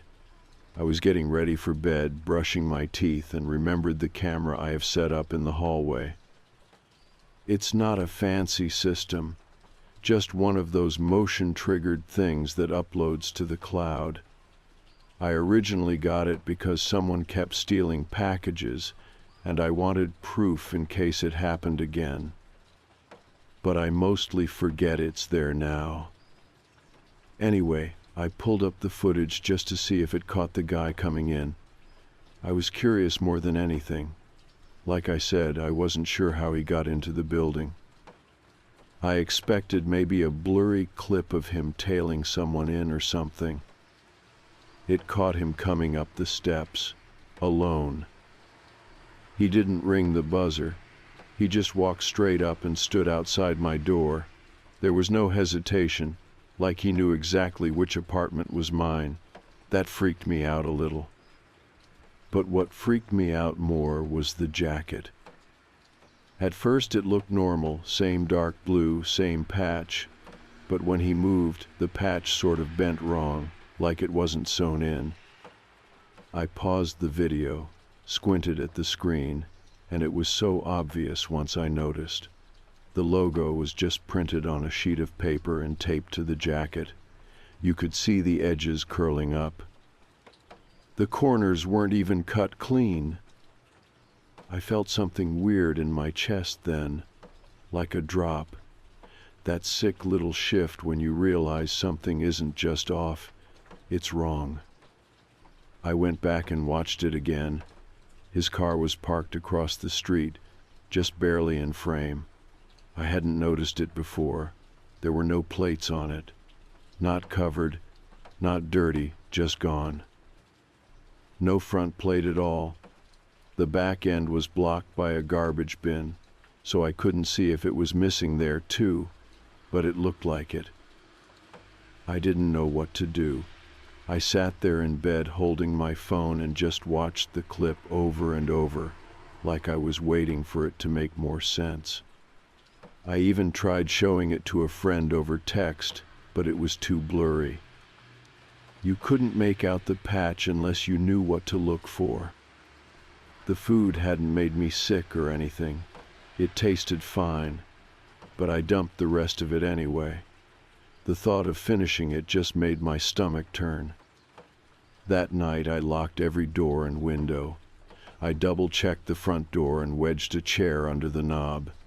I even pushed my dresser in front of the bedroom door. I told myself it was stupid, that the guy was probably just weird, or maybe trying to scam the app or something. But still, something was wrong. Something about the way he moved, the way he waited, like he was checking to see if something worked, like he was planning to come back. I didn't sleep much that night. I kept waking up at these weird intervals, not fully sure why. It wasn't like I heard anything or had a nightmare. I would just jolt awake with my heart already going, like I had been scared in a dream I couldn't remember. Each time I sat there in bed listening, not even for a sound really, just listening. It's hard to explain. You know that kind of silence that feels like it's waiting for something? That was the feeling. By morning, I had convinced myself I overreacted. The guy was probably just new or using someone else's account, or had a fake jacket so he could get into buildings easier. None of that is good, obviously, but it's not unheard of. People do shady things to get delivery gigs all the time. I mean, New York is full of that kind of workaround hustle. Maybe he was just trying to get by. Maybe he was weird and awkward and made me uncomfortable, but that didn't mean he was dangerous. I kept telling myself that while I made coffee, I do this thing sometimes where I make lists of all the ways something could be not scary. Like, maybe he bought the jacket off eBay. Maybe he printed a logo so people would trust him. Maybe the plates were off because the car wasn't his and he was just borrowing it. I must have come up with at least 20 different excuses before I even finished my cup. I remember I still had the spoon I used to stir the sugar sitting in the sink. I stared at it for like a full minute. I don't know why. I wasn't even thinking about it, really. My brain was just fogged up and slow. It wasn't until I went to take out the trash that I noticed the back door. I live in a unit that has both a front door that faces the hallway and a back one that leads to the fire escape. The back one almost never gets used. It's got one of those metal accordion gates on the outside, and I keep it locked with a deadbolt. But when I passed it to get to the kitchen, something looked weird. The bolt was turned the wrong way. I stood there staring at it, thinking maybe I'd forgotten to lock it the night before. But I remembered checking every single door. That was the whole thing. I checked them all. I pushed furniture in front of them. I made a point of it. I even remember hearing the click when I turned the lock on that one because the metal part sticks a little and I had to pull the door inward while turning the key. I stepped closer and looked at the frame. Right where the latch slots in, there were these tiny gouges in the wood, 4 of them, like someone had tried to slide something inside to pop the lock. A thin knife, maybe, or a flathead screwdriver. The paint was scraped clean in those little spots, and I could see bare wood underneath. I just stood there for a while, holding my breath without realizing it. I didn't want to touch the handle. I didn't want to know if it was unlocked. But eventually, I reached out and turned it, slow, like it might do something. It opened.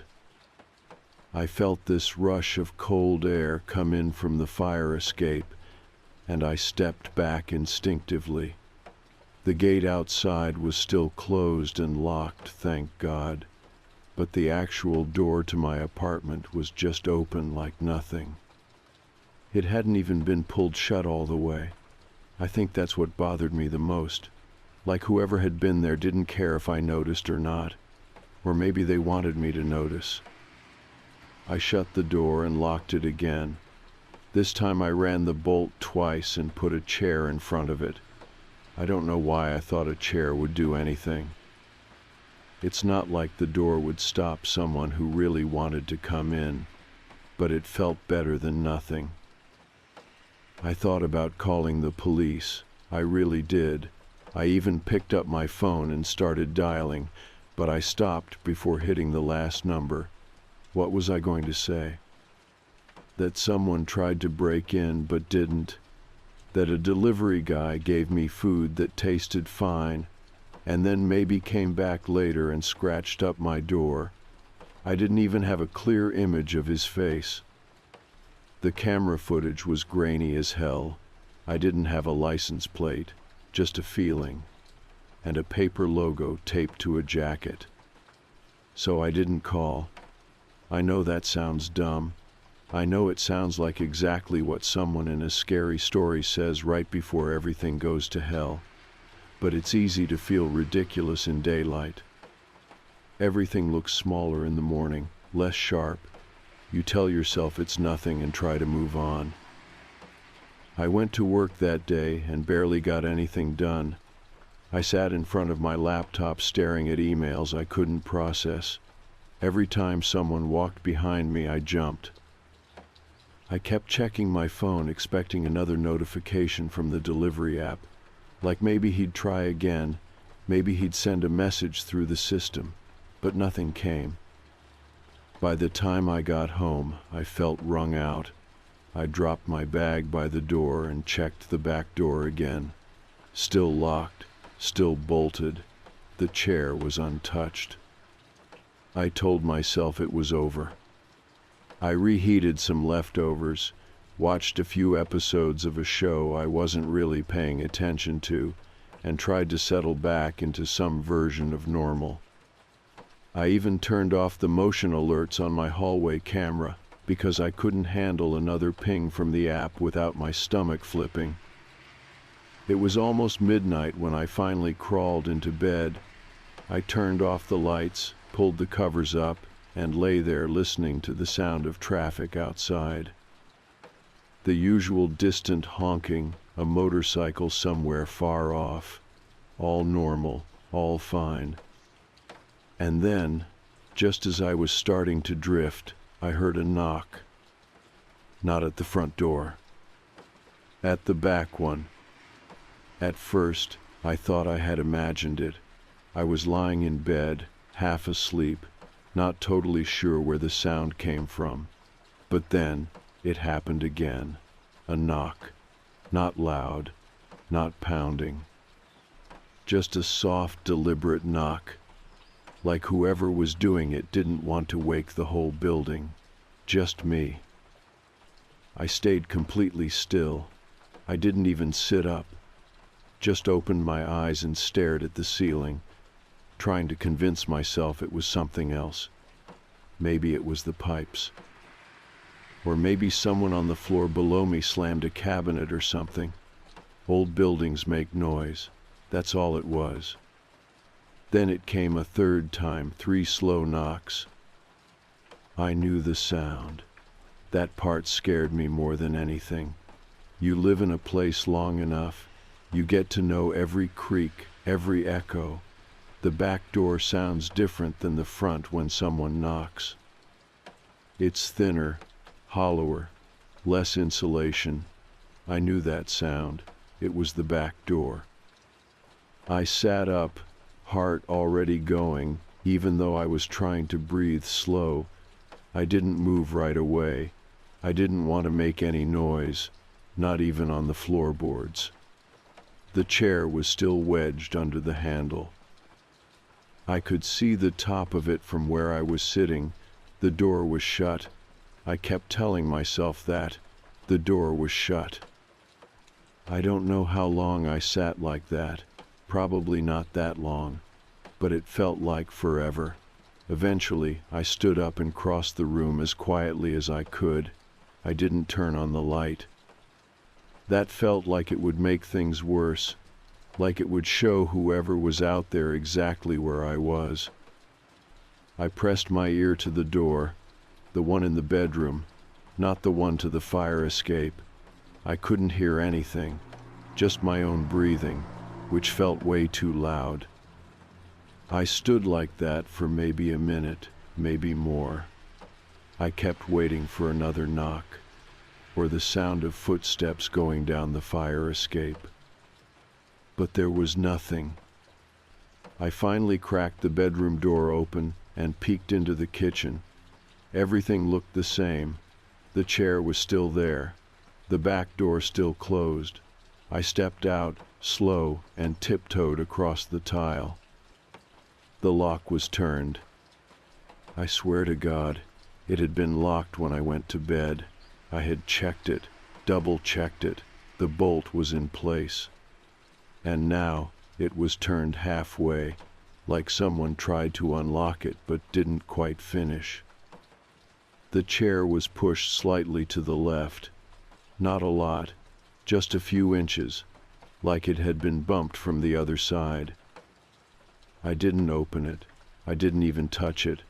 I just backed away, heart going like crazy, and walked back to my room. I didn't sleep after that. I just sat on my bed with my phone in my hand, staring at the screen and not calling anyone. Again, I know how that sounds, but you have to understand, I didn't have anything concrete. No video, no break-in, just weirdness and fear. You can't exactly call the cops and say, "Hey, someone maybe tried my door and then left." That's nothing in this city. That's not even enough for a report. I finally fell asleep around 5 in the morning with the lights on and a kitchen knife on my nightstand. I woke up 2 hours later, groggy and panicked, because my alarm went off like usual, and for a second I had no idea where I was. That day at work was worse than the one before. I kept messing things up, sending emails with the wrong attachments, forgetting meetings. My manager pulled me aside and asked if everything was okay. I told her I wasn't sleeping well, which was true. She asked if I needed time off. I said no. I didn't want to be home. By the time I got back that evening, I was wired and exhausted at the same time. I checked the back door the second I walked in. Still locked. No new marks. No sign that anything had changed. I made myself dinner, even though I wasn't hungry, mostly because I needed something normal to do. Stirring pasta felt safe. It made the apartment feel lived in, less quiet. Around 9, I opened the app I'd ordered food from. I hadn't touched it since the first night. I wasn't sure what I was even looking for. Maybe I thought I'd find the guy's name or a contact or something I missed. When I pulled up my order history, I noticed something weird. The order wasn't listed. I had the confirmation email. I still had the charge on my card, but in the app, there was no history of the delivery, no driver info, nothing, like the whole thing had been erased. I tried searching my email again. I had the original receipt. It showed the total, the restaurant, the time. But when I clicked on the link to view my order, it opened the app and just showed a blank screen. I called the support line. I sat through the whole hold process and finally got someone on the phone. I told them my order was missing from my history. They asked me for the order number, which I read off the email. The woman on the other end typed for a while, then asked me to wait while she checked something. She came back a minute later and said the number wasn't pulling anything up, that it might have been a system error or a test run from the restaurant that wasn't properly logged. She asked if I had gotten my food. I told her yes. She said, well, in that case, everything must have gone through, and there was nothing to worry about. That was it. No way to trace the guy. No record that he even existed. I hung up and just sat there staring at the wall. I started thinking about how easy it would be to fake the whole thing, to get a jacket from a thrift store and tape a logo on it, to print out a delivery bag, to follow someone's order from the app if you were nearby. Maybe the real driver was delayed, and this guy showed up first. Or maybe there never was a real driver. I realized then that I had no idea how he knew which apartment was mine. I never put my unit number on the app. I always meet them downstairs, always. So how the hell did he know to come up? The more I thought about it, the worse it got. I started replaying everything in my head like a scene from a movie I had watched too many times. The knock at the back door, the lock turned halfway, the missing order history. But none of that hit me as hard as that one detail I had somehow missed until now. I never put my apartment number in the app. Never. It was a habit. I always met deliveries downstairs because the buzzer barely worked, and I hated making people climb the stairs if they did not have to. So how did he know where to go? That stuck with me. It hit different than all the other weird parts, because it meant he had to know in advance. He had to be watching or listening or something. That was not just someone pretending to be a delivery driver. That was someone who picked me specifically. I started checking everything. I dug through old screenshots, confirmation emails, anything that might show my settings. Every one of them had the same thing: my building address, no apartment number. There was no way he could have known which door to knock on unless he already knew. At some point, I opened the camera app again, the hallway footage. I had turned off the alerts, but it was still recording. I scrolled back through the timeline just to make sure he had not come back again. Nothing obvious, no figures, no strange movements. But then I noticed a gap. Each night, the camera caught the usual stuff: me leaving for work, coming back, sometimes neighbors passing through. It triggered any time something moved. But there was a window of about 30 minutes, 2 nights ago, where there was just nothing. No trigger, no footage. That had never happened before. I checked the timestamp. It was between 1 in the morning and 1:30, right around when I had heard the knock. I stared at the timeline like maybe more clips would suddenly appear, but they did not. It just skipped from 1 o'clock to 1:30. I closed the app and sat there holding my phone. I could feel that weird cold flush rising through my chest. I do not even know if that makes sense, but that is what it felt like. Like my blood dropped a few degrees all at once. I thought about calling the building manager, but what was I supposed to say? Hey, can you check if someone came up the fire escape in the middle of the night? Can you review footage we do not have? We do not even have a security system, just locks and hope. I barely slept again, not even a few minutes. I lay there with the kitchen light on, watching the crack under the door in case it shifted. I kept the knife next to me again. I know it was probably pointless, but it made me feel less helpless. The next morning, I made a decision. I needed to do something, anything. Sitting there waiting for him to come back was killing me. So I went out and bought a cheap motion sensor for the fire escape. One of those ones that chimes when it gets triggered. I installed it just outside the back door, right above the latch. I also wedged a broom handle through the metal bars of the gate so it could not be pulled open without a lot of noise. It was not perfect, but it was something. I also emailed the support team from the delivery app again. I asked if they could at least confirm which driver was assigned to my order that night. Not even for a complaint. I just said I had a weird experience and wanted to know who dropped off my food. No response. The day dragged. Everything felt slow and heavy, like I was wading through water. Every sound made me jump. I even flinched when the microwave beeped. By the time it got dark, I had gone full paranoia mode. I closed every blind, turned off the lights in rooms I was not using, sat with my back to the wall, and just stared at the hallway cam feed like it was a live news channel. Nothing happened. Not that night, anyway. But the next morning I found something.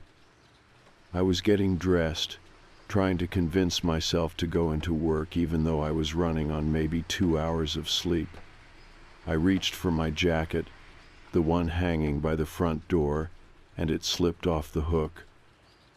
There was something inside the pocket. Not mine. It was folded paper, real thin, like that receipt kind of paper. I pulled it out and it was blank on one side, printed on the other. I thought maybe it was a receipt I had stuffed in there and forgotten about, but then I looked closer.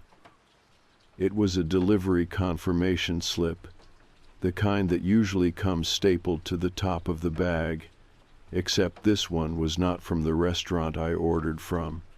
It had a different name, one I had never seen before. A fake one, probably. The logo looked like someone had just typed it in bold and added a little clip art icon. But the worst part, it had my name on it. And my apartment number. It was printed right there under the address, even though I never gave it out, even though I always met them downstairs. I don't know how it got in my pocket. I don't even know how long it had been there. I wear that jacket almost every day. It just hangs by the door, right near the coat rack. I never noticed anything strange before, but now I could not stop thinking about it. Like he had been in my apartment, like he had been close enough to tuck it into my pocket and leave without a trace. I sat down on the floor and stared at the paper for a long time. I wanted to tear it up or burn it, but I couldn't move. I just sat there holding it in both hands while the minutes slipped by. I called in sick that day. I did not even try to sound convincing. I just said I could not come in and hung up before they could ask why. I didn't leave the apartment, not even to check the mail, because if that paper got into my jacket without me knowing, that meant one thing I had been trying not to believe. He had already been inside. I kept the paper. I don't know why. I could have thrown it out. I even walked to the trash can with it once, but my hand wouldn't open. It just felt wrong to let it go, like it was proof. Not that anyone would believe me. But still, it was something real, something I could hold. I tucked it into the back of a drawer with some old receipts and dead batteries and left it there. The rest of that day was a blur. I couldn't focus. I couldn't eat. Every creak in the floor made my stomach tighten. I jumped at the sound of the radiator turning on, which I've heard 100 times before. I kept checking the lock on the back door, then the sensor I had installed. The broom handle was still in place. The bolt was still tight, but it didn't make me feel any better. Because now I wasn't just scared of what might happen. I was scared of what already had. I walked through the apartment and tried to imagine where he would have gone, what he would have touched. Did he walk past my bed? Did he open my fridge? Did he stand in the hallway listening to me sleep? I checked everything, every drawer, every cabinet, every closet. I didn't really know what I was looking for. I just needed to know. I needed to see with my own eyes that nothing else had changed. In the bathroom, I stood for a long time looking at the shower curtain. It was the same as always, blue, kind of cheap, with little white lines running across it. But I couldn't stop picturing someone standing behind it, like maybe he had been hiding in there while I brushed my teeth, just quietly breathing, inches away, and I never even looked. That night, I didn't turn off the lights, any of them. I stayed in the living room on the couch with the kitchen knife and the hallway cam feed pulled up on my phone. Around 2 in the morning, I dozed off for maybe 20 minutes, head leaned back on the armrest. When I woke up, the phone had slipped between the cushions. I grabbed it immediately and checked the feed. Still clear.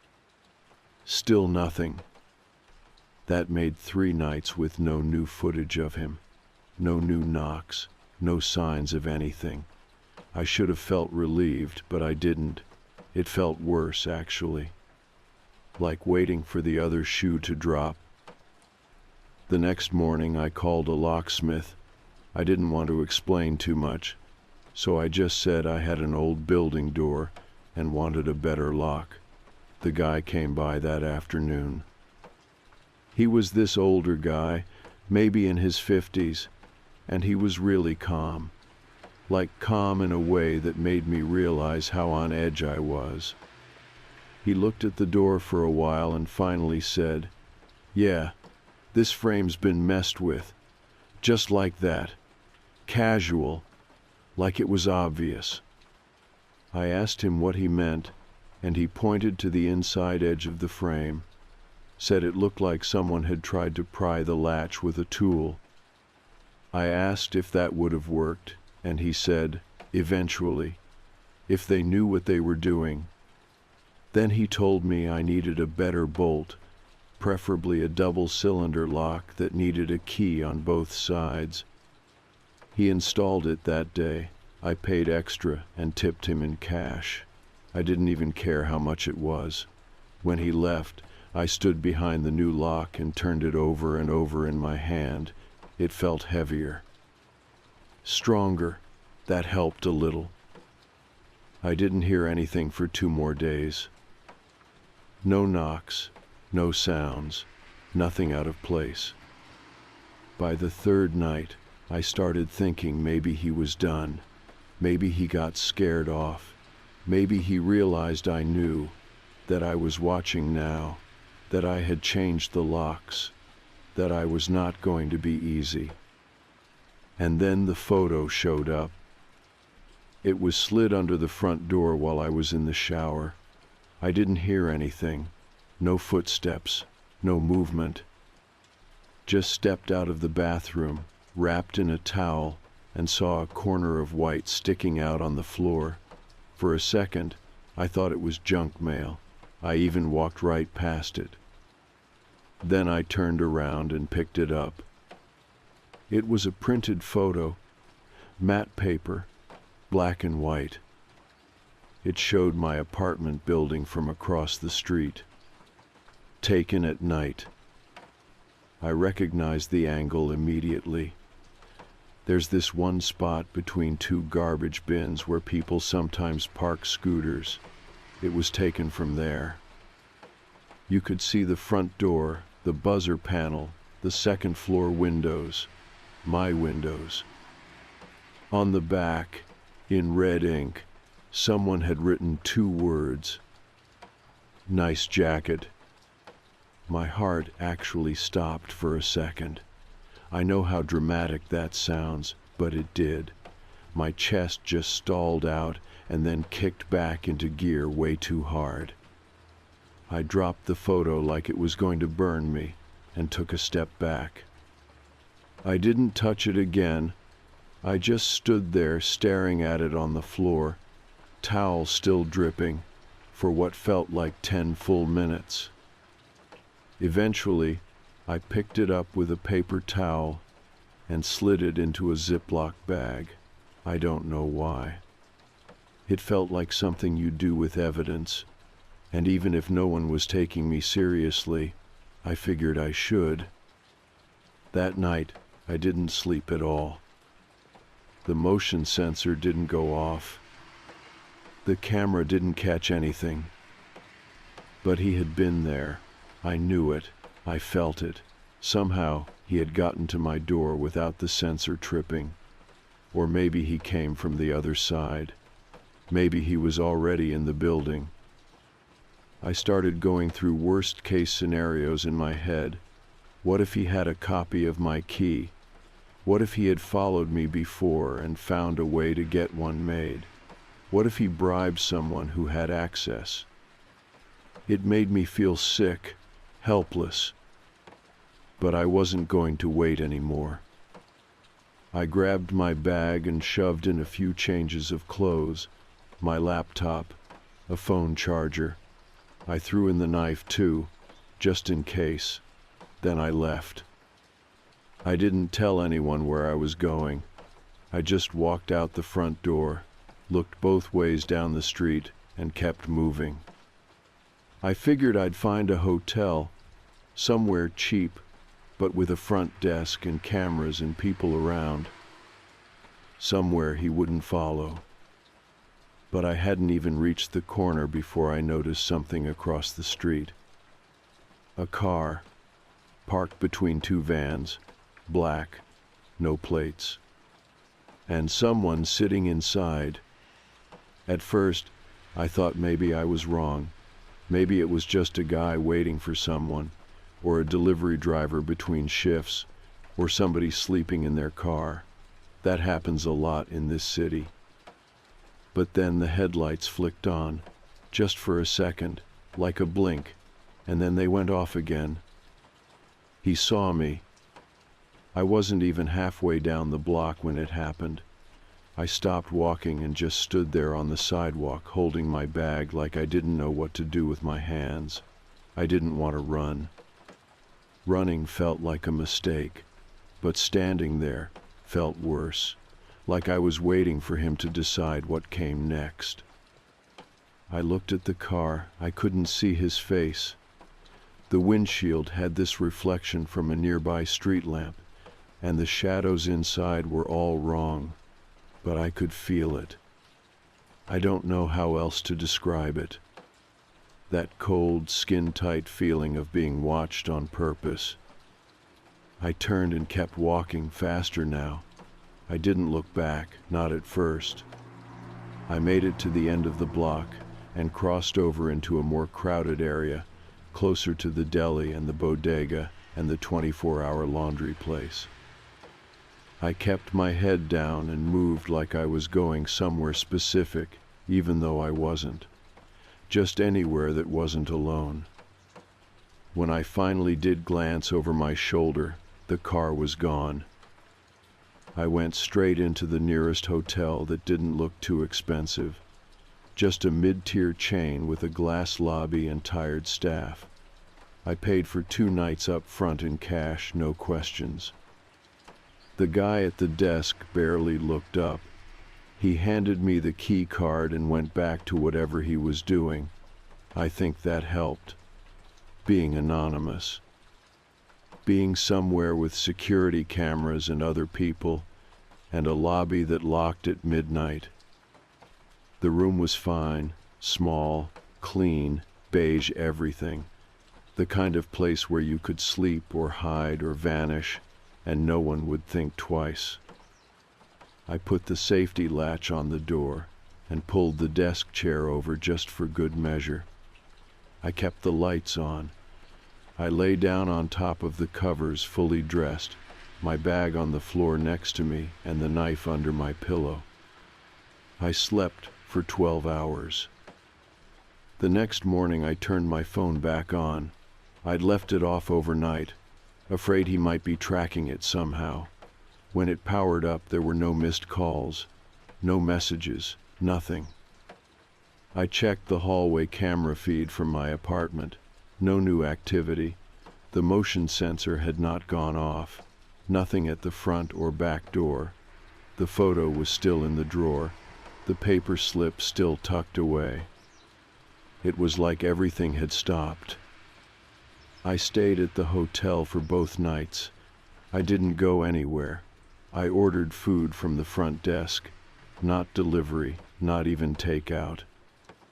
Just snacks and soda from the vending machines and a lukewarm sandwich wrapped in plastic that tasted like cardboard. And I didn't care. I kept the TV on low just for the noise. I barely moved. By the second night, I started to feel something I hadn't felt in a while. Not safety, not yet, but distance. Like he couldn't reach me here. Like whatever had been building around me was starting to collapse under its own weight. The next morning I called someone I hadn't talked to in a while. My sister.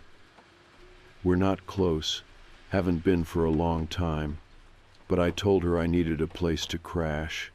She lives upstate, about 2 hours north, quiet little town, works from home. She didn't ask a lot of questions, just said, "Yeah, come up. We've got a spare room and decent Wi-Fi, and you sound awful." I didn't explain much, just told her I had a weird situation with my building and needed a break. I packed my stuff and checked out of the hotel. Took the train north and watched the city disappear through the smudged window. The house was small, cozy, smelled like laundry and coffee. She let me in without saying much, handed me a blanket, and pointed to the room. I spent the next few days doing almost nothing, sleeping, reading, sitting in the backyard with a hoodie and a cup of something warm, just listening to wind through the trees. No knocks, no photos, no blank delivery orders. It's been 2 months now. I moved out of the apartment, broke the lease, left most of my stuff behind. I didn't want it anymore. I didn't even go back in person. Paid a friend to pack up a few things and ship them to me. Changed my number, deleted the apps, got a new phone entirely, bought it in cash. I've been up here since, still at my sister's for now, though I'm looking for my own place nearby, something quiet, something where the back door stays locked and the only knock I hear is from the mailman. And even that still makes me pause sometimes. I don't know who he was. I don't know what he wanted. I don't know if he picked me at random or if he had been watching for a while. I still think about the paper logo on his jacket. The way he smiled and didn't say a word. The way he handed me that bag like he was testing something, like he was waiting to see what I'd do. And I think about the slip of paper in my coat, the photo under the door, the car with no plates. There's a part of me that will probably always wonder if I got out in time, if I left before he decided to take it further, or if, for some reason, he just gave up, lost interest, moved on to someone else. That's the part I can't stop thinking about, that he might just do it again, pick another name, another door, another fake logo and jacket and car with no plates. And that maybe, next time, someone won't notice the little things. They'll take the bag and say thank you and not think twice, and maybe they won't be as lucky. I don't talk about it much. I haven't told anyone the full story, not even my sister. She just thinks I had a stalker situation, or a bad neighbor, or something. She asks sometimes if I want to go back to the city, and I always say no. I don't think I ever will. Because here's what I keep coming back to, over and over, when I lie awake at night, or see a delivery driver pull into someone's driveway, or get a knock at the front door. He didn't want the food. He never did. This is the weirdest thing that's ever happened to me. I'm not the kind of person who tells stories like this. You know the type, always trying to be the center of attention, always swearing they felt a presence or saw something in the mirror. That's not me. I'm a practical guy, logical. I keep to myself, do my job, mind my business. I take the bus to work every morning. Same route, same time, same seat if I can help it, second row on the left, window side. I've done that for years now. 7 years to be exact. Ever since I moved to this part of town, I work in tech support at an office that feels like it was frozen in 2009. Beige walls, burnt coffee, people who are tired of talking but do it anyway. It's not exciting, but it pays rent, and it's predictable. That's always been a comfort to me, predictability. I build my life around routine. Same breakfast, same bus, same late night shows before bed. It helps quiet my brain, keeps the spiral at bay. So, I notice when things change, even the small stuff. And that morning, Tuesday, maybe Wednesday, something was off. Not right away. The bus pulled up on time. Driver was the usual guy, Glenn. Gray beard, one AirPod in, Never smiles, but always nods. I stepped on, tapped my pass, and did the usual scan of the aisle to see who was already on board. That's when I saw them. Two people sitting in the very back row, man and a woman, both dressed too formally for a morning bus ride, dark coats, clean lines, something crisp and old-fashioned about the way they carried themselves. The man had a hat, not a baseball cap, a fedora. Who the hell wears a fedora at 7:30 in the morning?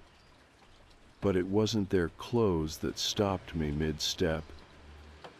It was their faces, or more specifically, their eyes.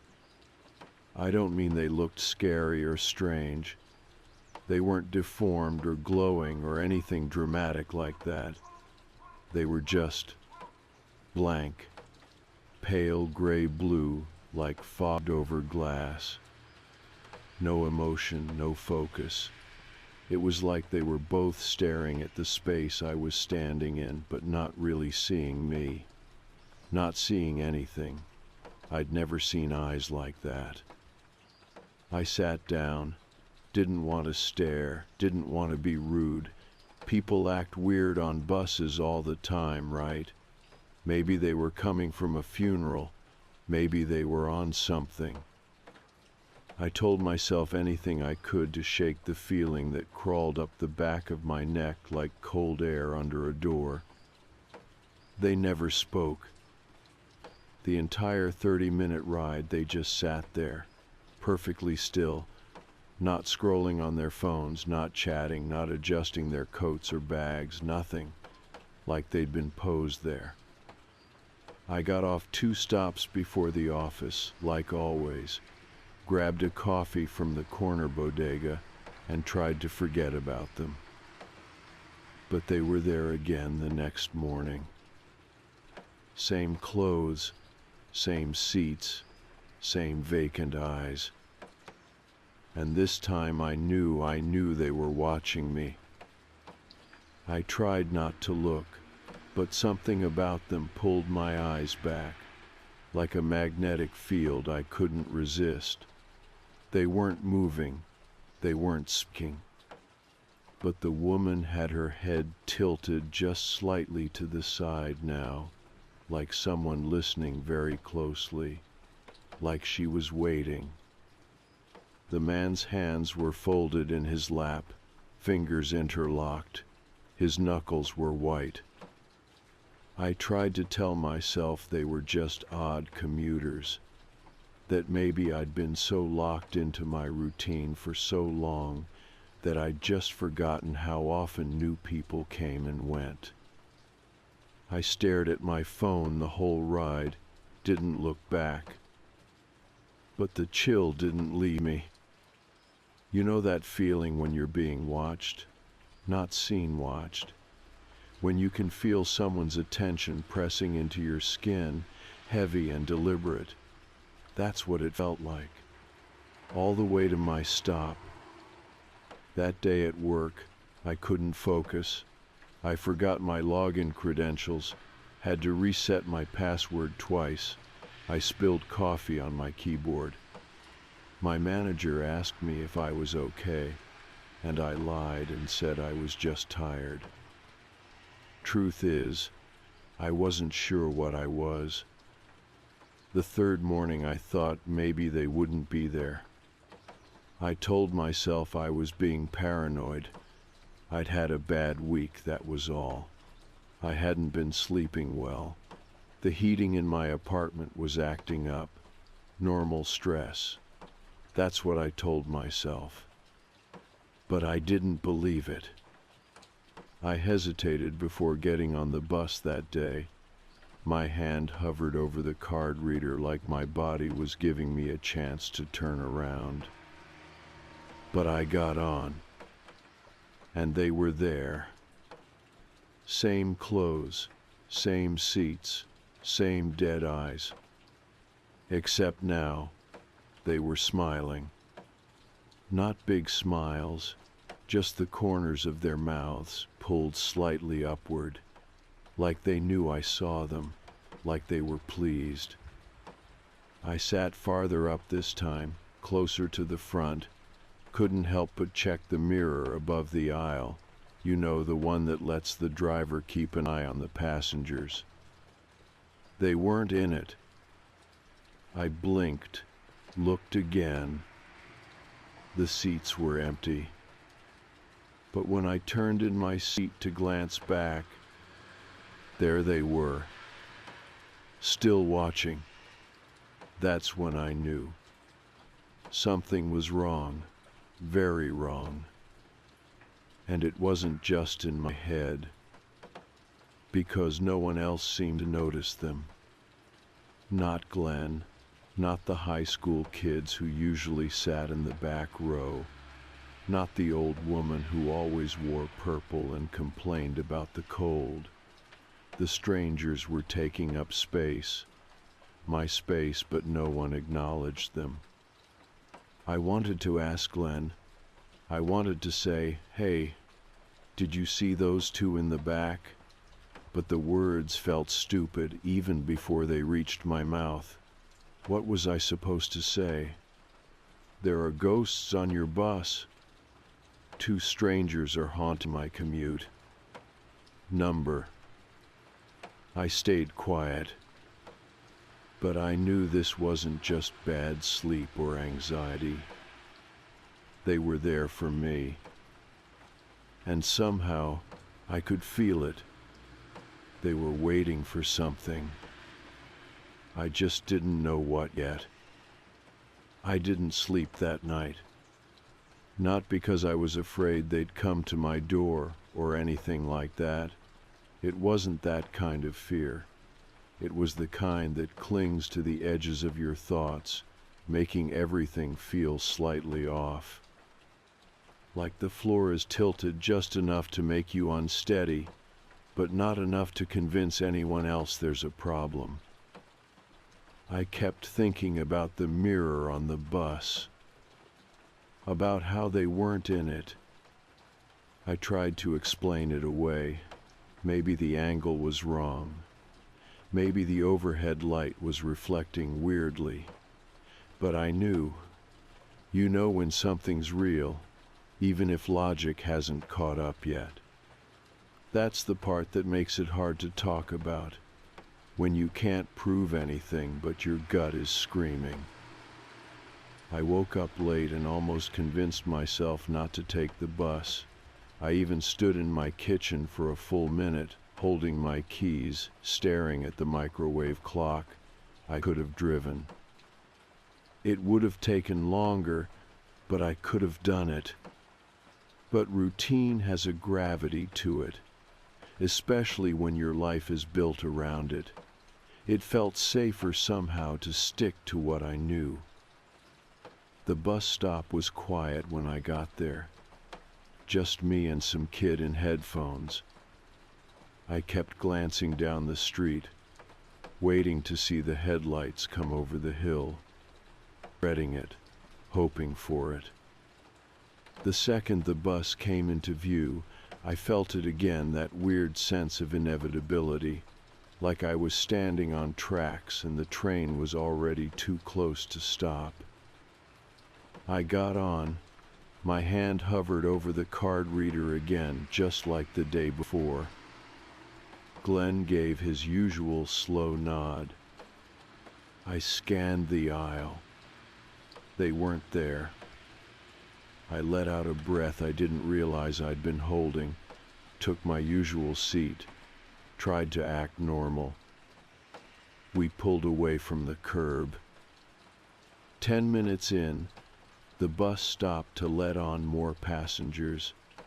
A young woman with 2 tote bags, an older guy in a windbreaker. Them. They walked on together just like that, in sync, like they'd choreographed it. Same clothes, same faces, same blank, knowing expressions. They didn't scan passes, didn't speak to Glenn. They just moved quietly to the back row and sat down, right where they always sat. Only this time, the man turned his head, slowly, until his eyes met mine. He didn't blink. And the woman, she smiled again, a little wider this time. I felt ice in my spine, real, physical cold, like someone had opened a freezer behind me. I turned away fast, almost too fast, kept my eyes on the window for the rest of the ride, even though I couldn't focus on anything I saw, just blur. Trees, buildings, movement.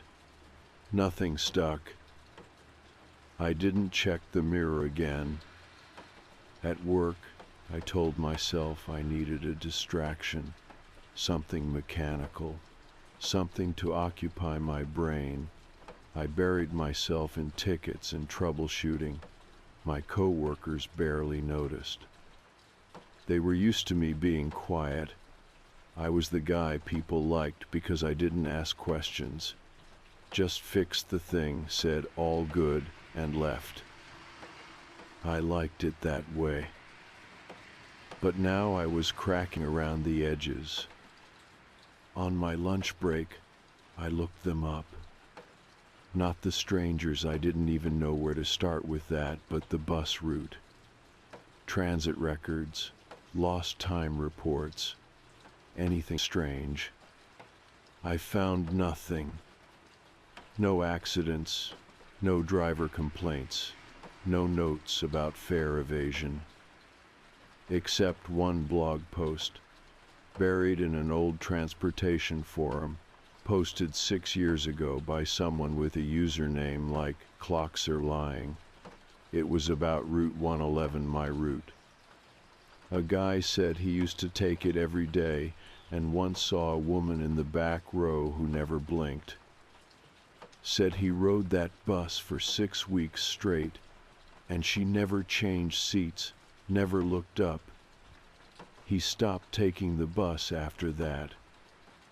Claimed she showed up outside his apartment a few days later, just standing across the street.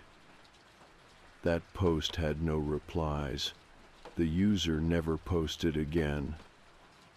I bookmarked it anyway. That night, I stayed at the office late. Not because I had to, just didn't want to go home. Didn't want to be alone with my thoughts, or worse, with whatever was happening to me. Everything felt thin, like the world was holding together by threads, and if I pulled on the wrong one, everything would unravel. When I finally made it back to my apartment, I stood outside the building for a while, scanning the shadows. Nothing, no one.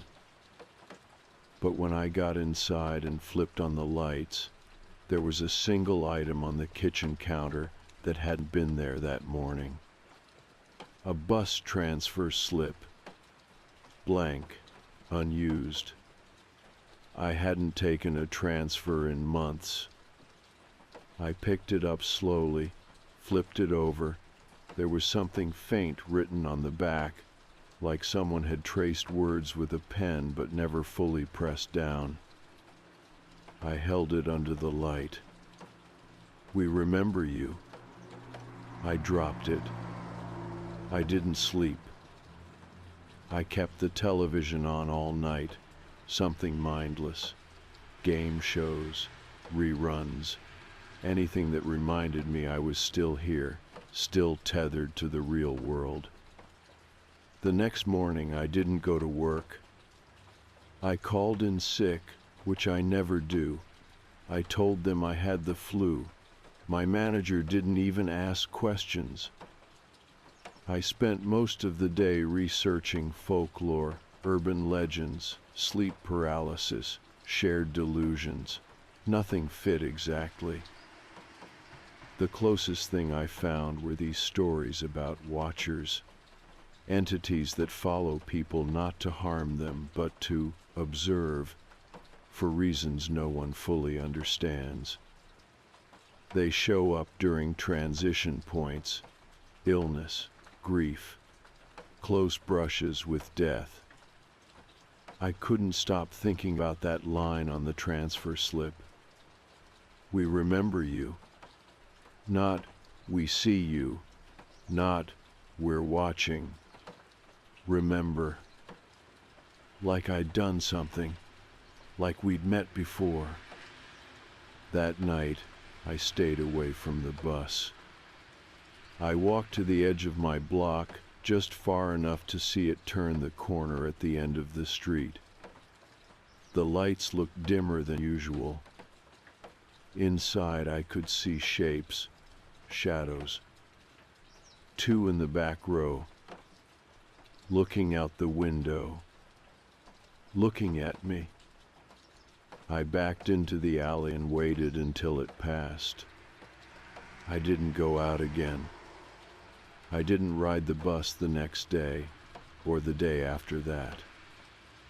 I thought maybe I'd broken it, interrupted whatever was happening.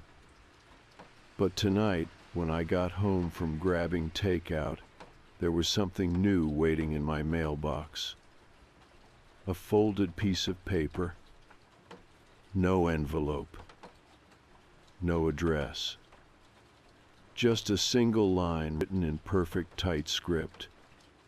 Don't be late tomorrow.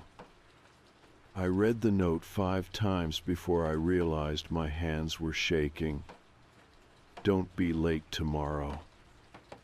That was all it said.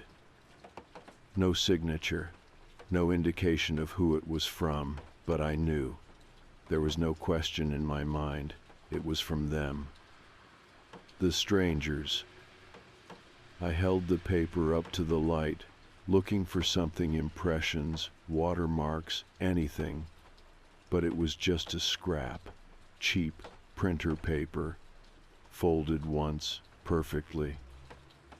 The kind of paper you'd use if you wanted to leave something behind and have it disappear quickly. The writing was neat, too neat, almost clinical. Every letter spaced, just so. The kind of thing you don't want to believe is real. I dropped it on the table and just stood there, staring at it like it might start speaking again. I didn't eat dinner, lost my appetite somewhere between the mailbox and the front door. I paced the apartment for hours trying to decide what to do. Part of me wanted to rip the paper into pieces, burn it, pretend it never showed up. Another part knew better. This wasn't going away. I ended up stuffing the note into a drawer and turning every light in the apartment on. Saturday at the kitchen table until almost 3, wired and nauseous, wondering what the hell I had gotten myself into. Or maybe what had found me, because that's what it felt like. Not like I'd stumbled onto something, but like I'd been picked, selected, watched. I don't remember falling asleep, but I must have dozed off sometime just before dawn, because I jolted awake with that feeling like you're falling, like your body forgot where it was for a second. I looked around, lights still on, my neck stiff from the chair, the paper still sitting in the drawer, humming like a warning in my brain.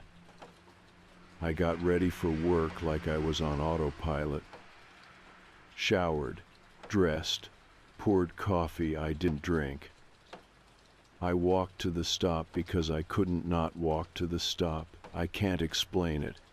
It was like I didn't have a choice anymore.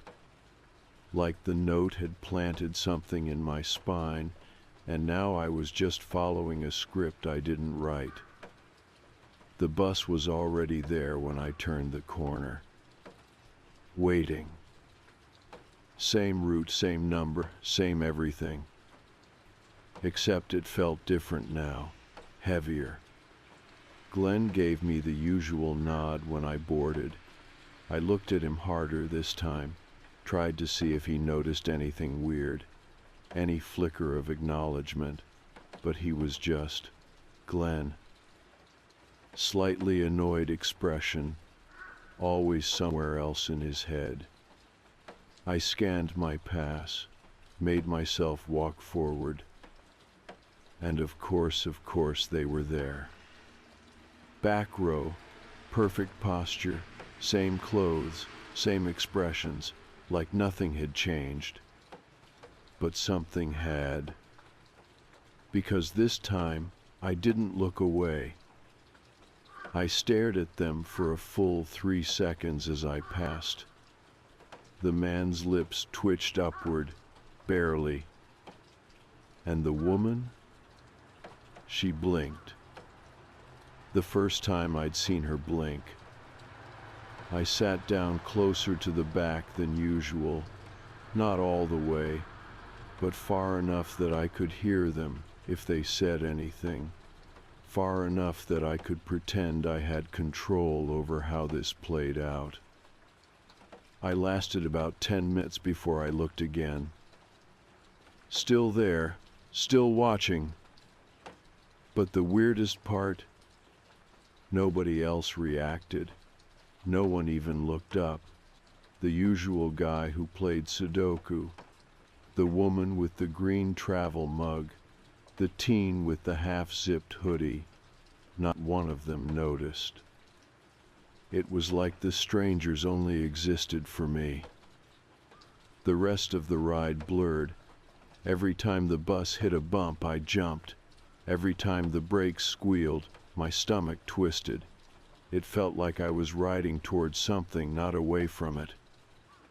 2 stops before mine, something happened. The woman stood up. She didn't say anything. She just stood. And the man followed. They moved in perfect unison, like they were part of some old ballroom routine, gliding down the aisle as the bus pulled to a stop. But they didn't get off. They stopped right next to me.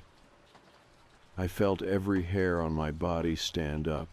I didn't look at them, but I could feel the air change the way it gets just before a thunderstorm breaks. Heavy, electric, off. Then softly, I heard her voice. "You've kept us waiting a long time." I turned my head slowly, too slowly, like I was underwater. She was looking right at me. Her eyes weren't blank now. They were knowing, cold and endless, like still water that runs deep enough to drown in. I opened my mouth, but nothing came out.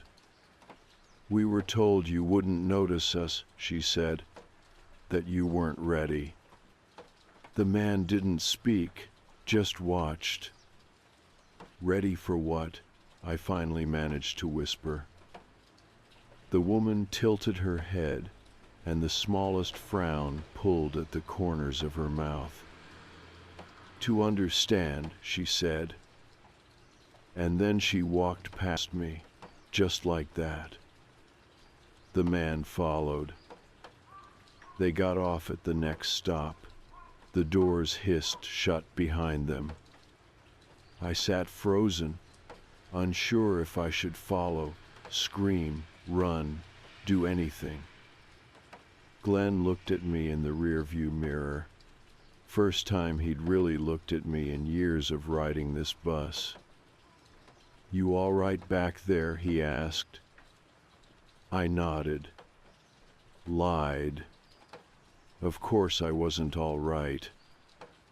I got off at my usual stop, but I didn't go into work.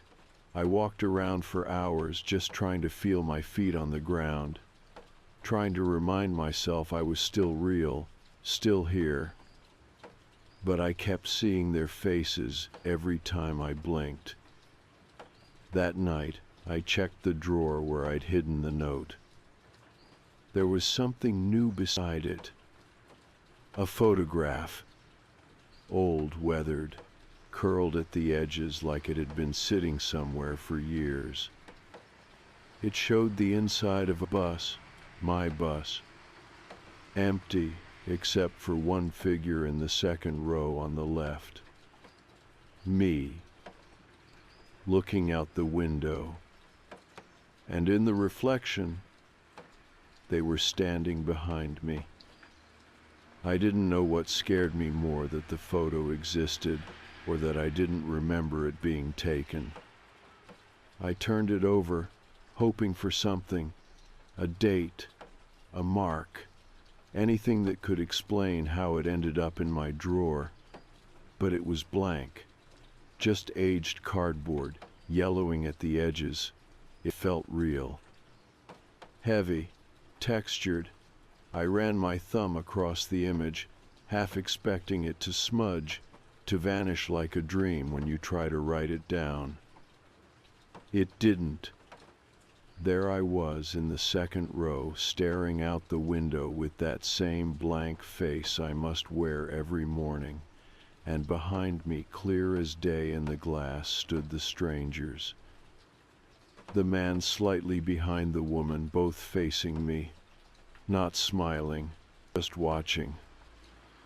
I sat on the edge of the bed, holding the photo, feeling something strange start to bloom in my chest, not panic, not even dread anymore. Just this growing certainty that I wasn't driving the car anymore, that I hadn't been for a while. I didn't sleep, again. When the sun finally started to break through the blinds, I found myself still holding the photograph, still thinking, still sitting in the same spot. Like time had frozen around me, and I was the only thing left to feel it tick by. I made coffee I didn't drink, looked at my phone, but I hadn't missed any calls, no messages. No one had noticed I'd been skipping work, or if they had, no one cared enough to reach out. I wasn't surprised. It's strange how quickly you can disappear from your own life without anyone blinking. I left the apartment around 10 and rode a different bus, Route 84. I didn't have anywhere to go. I just needed to move, to see if they would follow. I sat in the back, jacket zipped to my chin, eyes scanning the passengers one by one. All normal, tired people, phones, coffee cups, no suits, no blank stares, no perfect postures. I rode for an hour, got off in a neighborhood I'd never been to, walked 6 blocks, just to feel the wind in my face, to feel like I still had a body. And for a while, I did feel better. Then I saw it. Another note. This one was taped to a lamppost at the end of the block. Just a scrap of paper, folded once, pinned under clear tape. "You're drifting." That's all it said. No name, no context, just those 2 words. I left it there, walked away fast, too fast probably, like someone running from an accusation they know is true. That afternoon, I tried calling my sister. We don't talk often, but she's the closest thing I have to family. I thought maybe hearing a familiar voice would anchor me. She answered on the second ring. "Hey," I said, my throat dry. "It's me." A pause. "Okay?" "Do you remember when I moved into this place?" I asked, cutting right to it. "You helped me carry the boxes, the day it rained." She was quiet for a second. "I've never been to your apartment." My stomach turned. "What are you talking about?" You helped me put together the kitchen table. I haven't seen you in months, she said. Are you okay? My mouth opened, but I didn't have anything to say. Nothing that wouldn't sound insane. Maybe you should take a break, she added gently. Get some rest. Talk to someone. I'm talking to you, I said, more bitterly than I meant to. She sighed.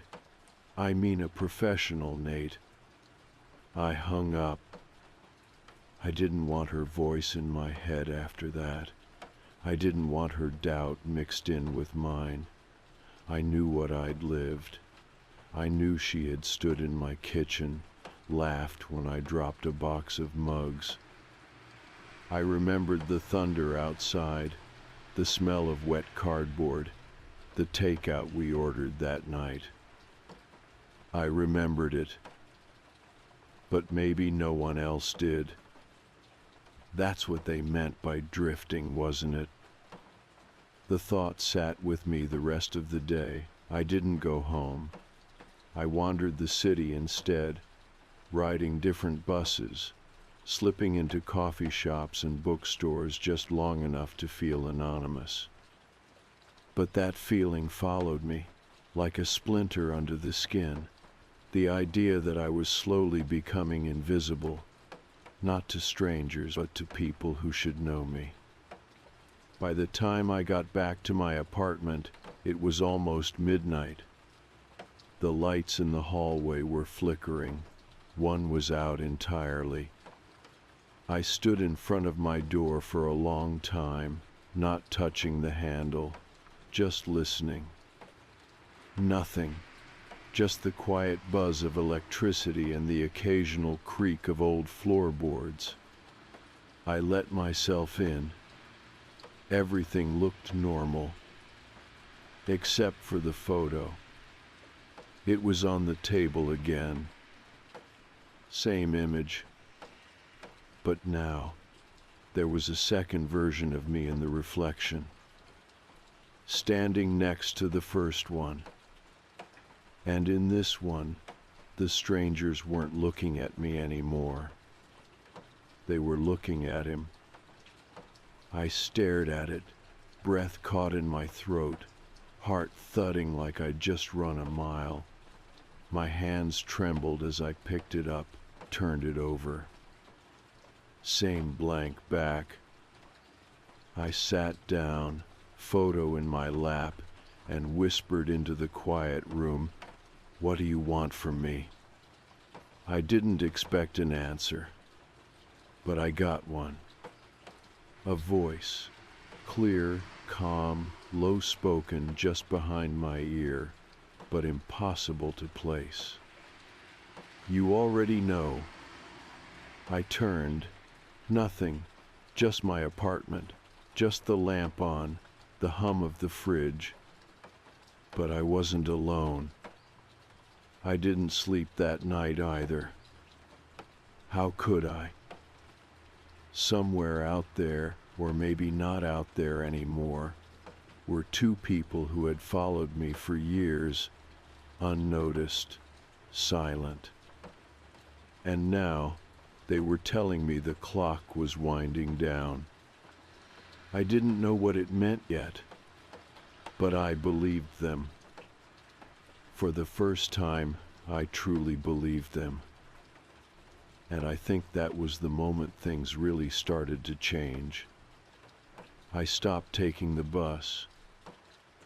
I told myself that was the smart thing to do, that if they couldn't reach me there, maybe they'd forget. Maybe whatever this was would lose momentum. Maybe it was like gravity, it only pulled if I stayed in orbit. So I walked. Miles, in the cold, through alleys, along cracked sidewalks, through neighborhoods I'd never noticed before, even though I'd passed them 100 times. I told work I needed time off, and to my surprise, they didn't ask questions, just told me to feel better soon. Feel better. like this was something a nap and vitamin D could fix.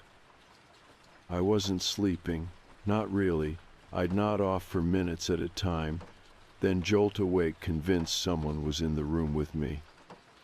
The kind of sleep where you never really let go, where your body stays tense, like it knows something you don't. I started hearing them even when I was awake. Not words, just movement, a shift in the air, like someone was always standing just behind the noise, the hum of the fridge, the rattle of pipes, that little creak the floor makes as it settles. But when I turned, nothing, and yet not nothing. The mirror in my bathroom steamed up when I showered. That's normal. What's not normal is the message that showed up one morning. Not written with a finger, but emerging from the fog itself, like it was always there, just hidden until the glass revealed it. We never left. I stood there in a towel, dripping, staring at those words like they might blink first. The steam faded slowly, and so did the message, gone in under a minute. But it was enough. I started locking every window, leaving the lights on, putting salt across thresholds like I'd read in some old forum post, even though I didn't believe in any of it. I just needed to do something. Then came the photograph. A new one, slipped under my door during the night. Same bus, but this time the photo was blurry, motion smudged, and I wasn't in it. I stared at it for a long time, trying to find my shape, my seat, the second row, the usual place. Empty. Everyone else was clear. The man with the Sudoku, the woman with the green mug, Glenn, halfway turned in his seat. But not me. Like I'd been erased. That's when I started thinking about what the woman on the bus had said. We were told you weren't ready. Told by who? Ready for what? I kept turning those words over and over, like maybe if I said them enough they'd open up and tell me something new. And I couldn't stop thinking about the other version of me, the second figure in the bus window, the one in the updated photo, the one they were looking at instead of me. I started to wonder if maybe this had already happened. If maybe this wasn't the beginning, but the middle, or the end. If I'd missed something important a long time ago, and now it was circling back to collect. Late one night, when the silence felt heavier than usual, I pulled out my laptop and opened a blank document. I started writing everything down. Not because I thought anyone would believe me, but because I needed to pin it all to the ground, make it real, make it less likely that it was all just slipping through the cracks in my head. Halfway through, I looked up, and there was someone standing outside my window. Not at the window. Outside the building, on the sidewalk, 6 stories down. I couldn't make out a face, not clearly, but I could see the outline. Long coat, hat, still, too still, like someone waiting for a cue. I closed the laptop and backed away slowly. I didn't sleep that night either. The next day, I made a choice. I went back to the bus. I needed to know. It felt like walking into a memory you know you've tried to forget. Everything looked the same, but sharper. Colors felt too bright, the air too dry. I stepped on board. Glenn gave his usual nod. They were already there. Of course they were. Same back row, same posture, same silence. But this time, I didn't sit near the front. I walked straight down the aisle and sat across from them. They didn't speak. Not right away. Just watched. Finally, the man leaned forward, lacing his fingers together, and said quietly, "You remember more than we expected." I swallowed hard. My mouth was dry. "What are you?" The woman smiled, gently, not cruel, almost kind. Not what, when. I blinked. That doesn't make any sense. She nodded like she expected that response. You've seen pieces of it already. The reflections, the photos, the notes. The man added, "You thought they were warnings. Aren't they?" The woman shook her head. "They're reminders." I felt my stomach drop. Reminders of what? The bus slowed. A stop I didn't recognize. No one got on, no one got off. The man spoke again. "You died once already, years ago, but it didn't stick." "What?" "You weren't ready," the woman said softly, "but you are now." The bus pulled away from the curb, and something shifted. It wasn't loud, it wasn't violent, but everything felt lighter, as if the whole world had just let out a breath I didn't know it was holding. I looked out the window. Nothing was familiar anymore. Not the buildings, not the streets, not the people walking by. Like we'd crossed into somewhere else entirely. I turned back to them. They were gone. The seats were empty.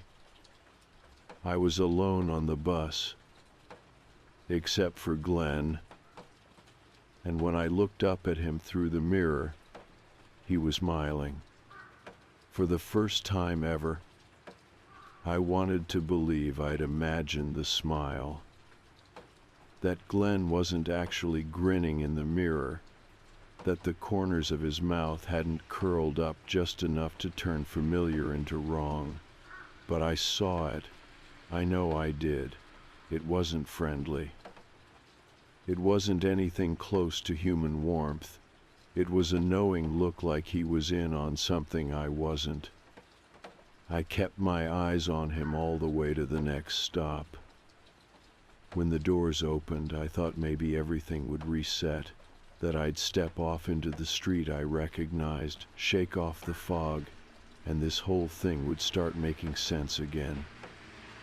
But the world outside wasn't the one I knew. It looked like my city at first glance. The layout was close, the storefronts vaguely familiar, but the colors were muted, the shapes slightly wrong. It was like someone had recreated it from memory, and they'd gotten most of the details right, but not all. And there were no people. Not one. The streets were empty. No cars passed by, no lights in the windows, no sounds but the low hum of the bus engine behind me. I didn't get off. I stood there on the steps, halfway between the bus and this hollow version of my life, and I froze.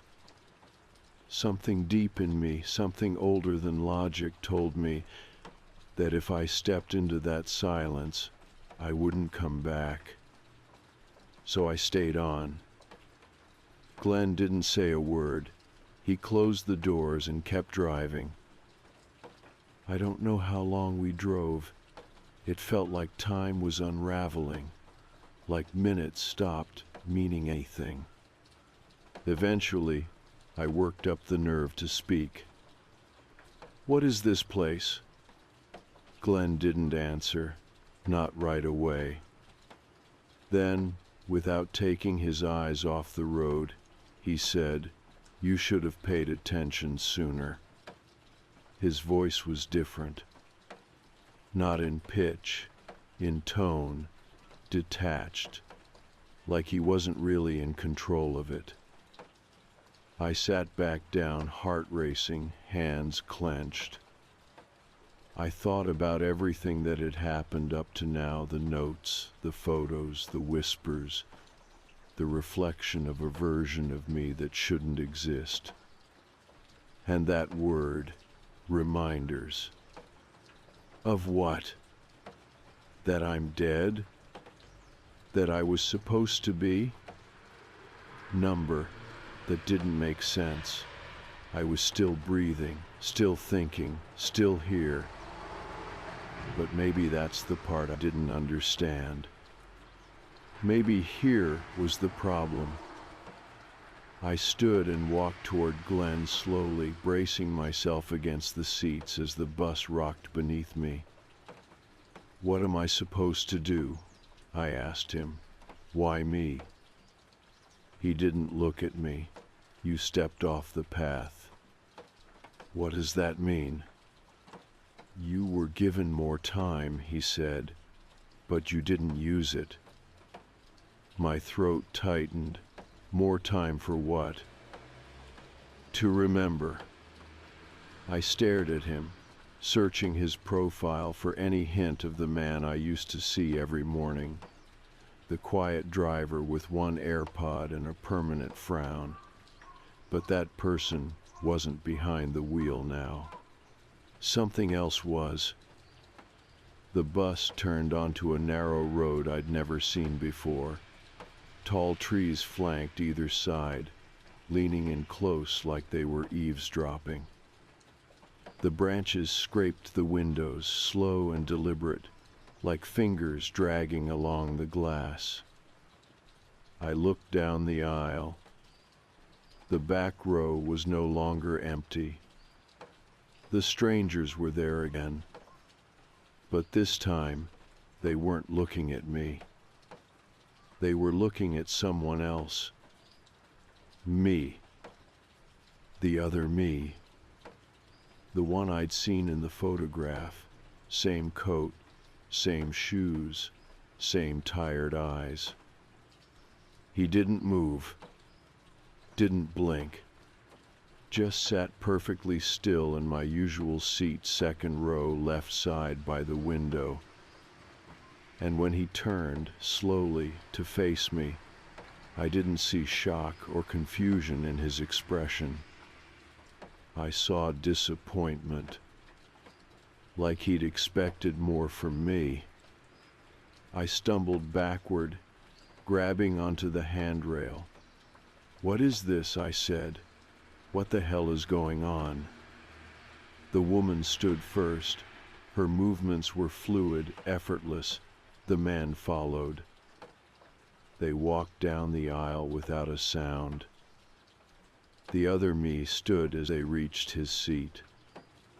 He stepped aside for them, and they passed right through him. Not like ghosts, like mist parting around a stone. Then they turned to me. The woman spoke. "You've seen all the signs, heard all the warnings. We can't follow you forever." The man added, "We've kept your seat open." I shook my head. "I didn't ask for this. I didn't." "You stayed," the woman said gently. "That was your answer." My legs felt weak. I dropped into the nearest seat, trying to breathe, trying to anchor myself in the feeling of the fabric under my palms, the slight rattle of the window, the faint smell of oil and old vinyl. "You still think this is about punishment?" she said. "It's not?" I asked, my voice small. It's about resolution, the man said. For what? For what you did, the woman replied, and for what you refused to do after. I searched their faces for meaning, for memory, for anything I could latch onto, but there was nothing, just the heavy sense that the truth was there, inches away, but I didn't want to look directly at it. And that's when I remembered something. A moment I hadn't thought about in years.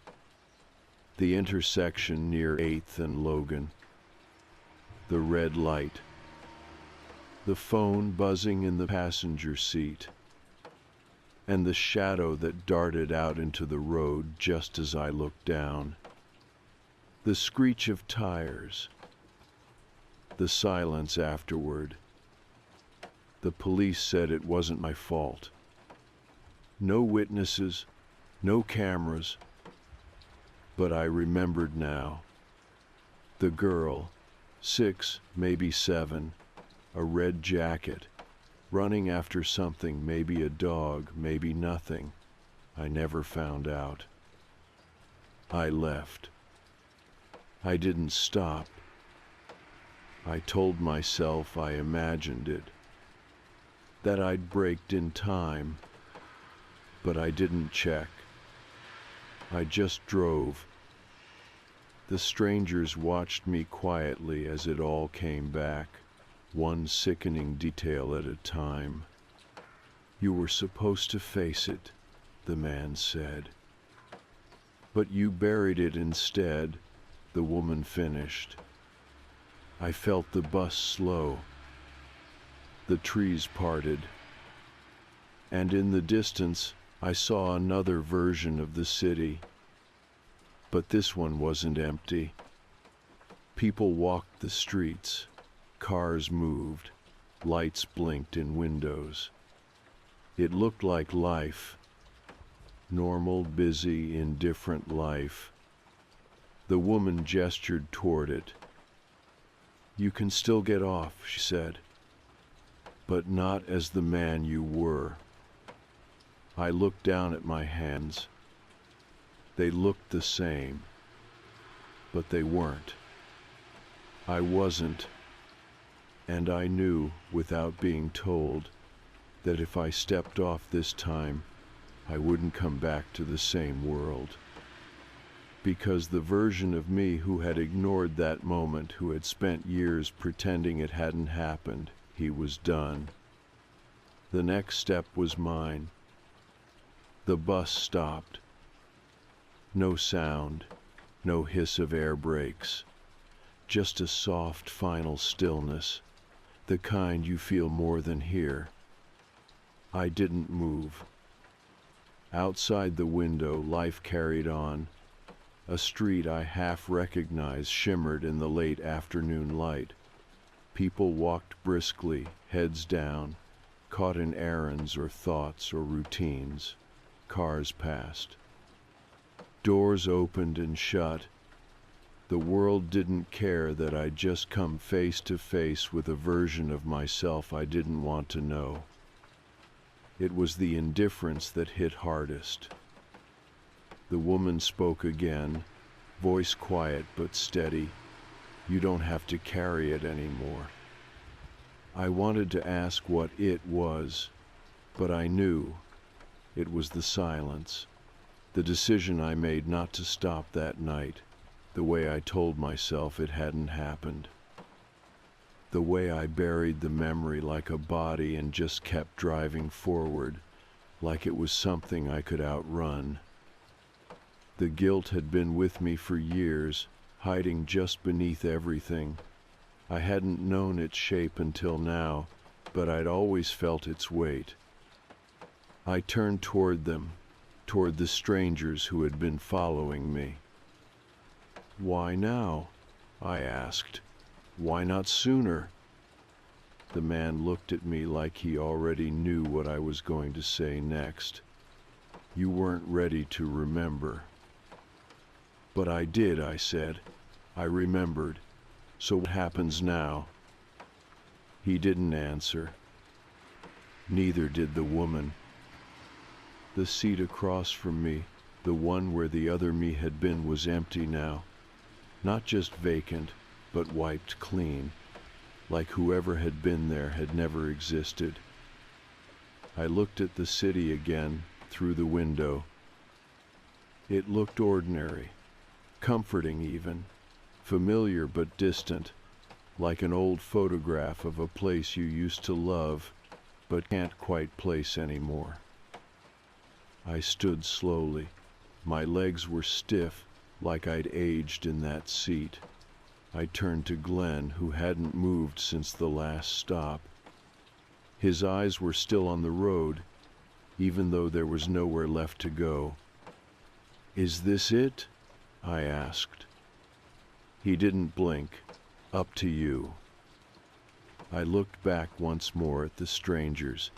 They were still seated, side by side, hands folded neatly in their laps. "If I get off, what happens to you?"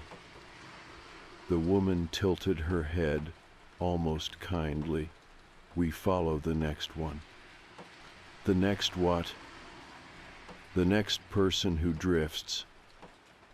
The bus went quiet again. I stepped toward the doors. They opened without a sound. I stood at the edge of the steps, one foot hovering in the space between then and now, between the self I'd been and whoever I might be after this. And I stepped down. The air outside was warm, soft, the sun low in the sky, casting long shadows that stretched like fingers across the pavement. No one looked at me, not one of the passers-by. I was just another body in motion, another shape among many. It felt grounding, comforting even. I turned, half expecting the bus to disappear the moment I looked away. But it didn't. It was still there. Same bus, same number, same faded paint and worn tires. But through the windows, it was empty.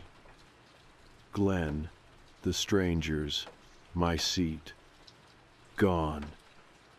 The bus pulled away, slow and smooth, and turned down a side street I didn't recognize. Then it was out of sight. I stood on the sidewalk for a long time, let the city move around me.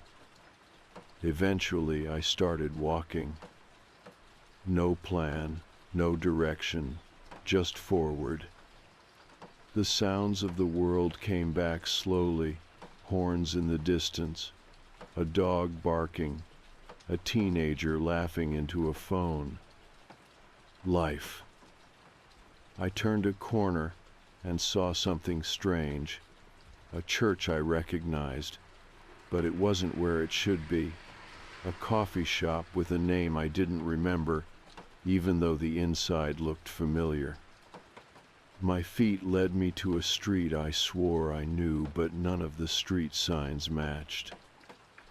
The world had been rebuilt, slightly, subtly, and I understood somehow that this wasn't the same place I'd left behind.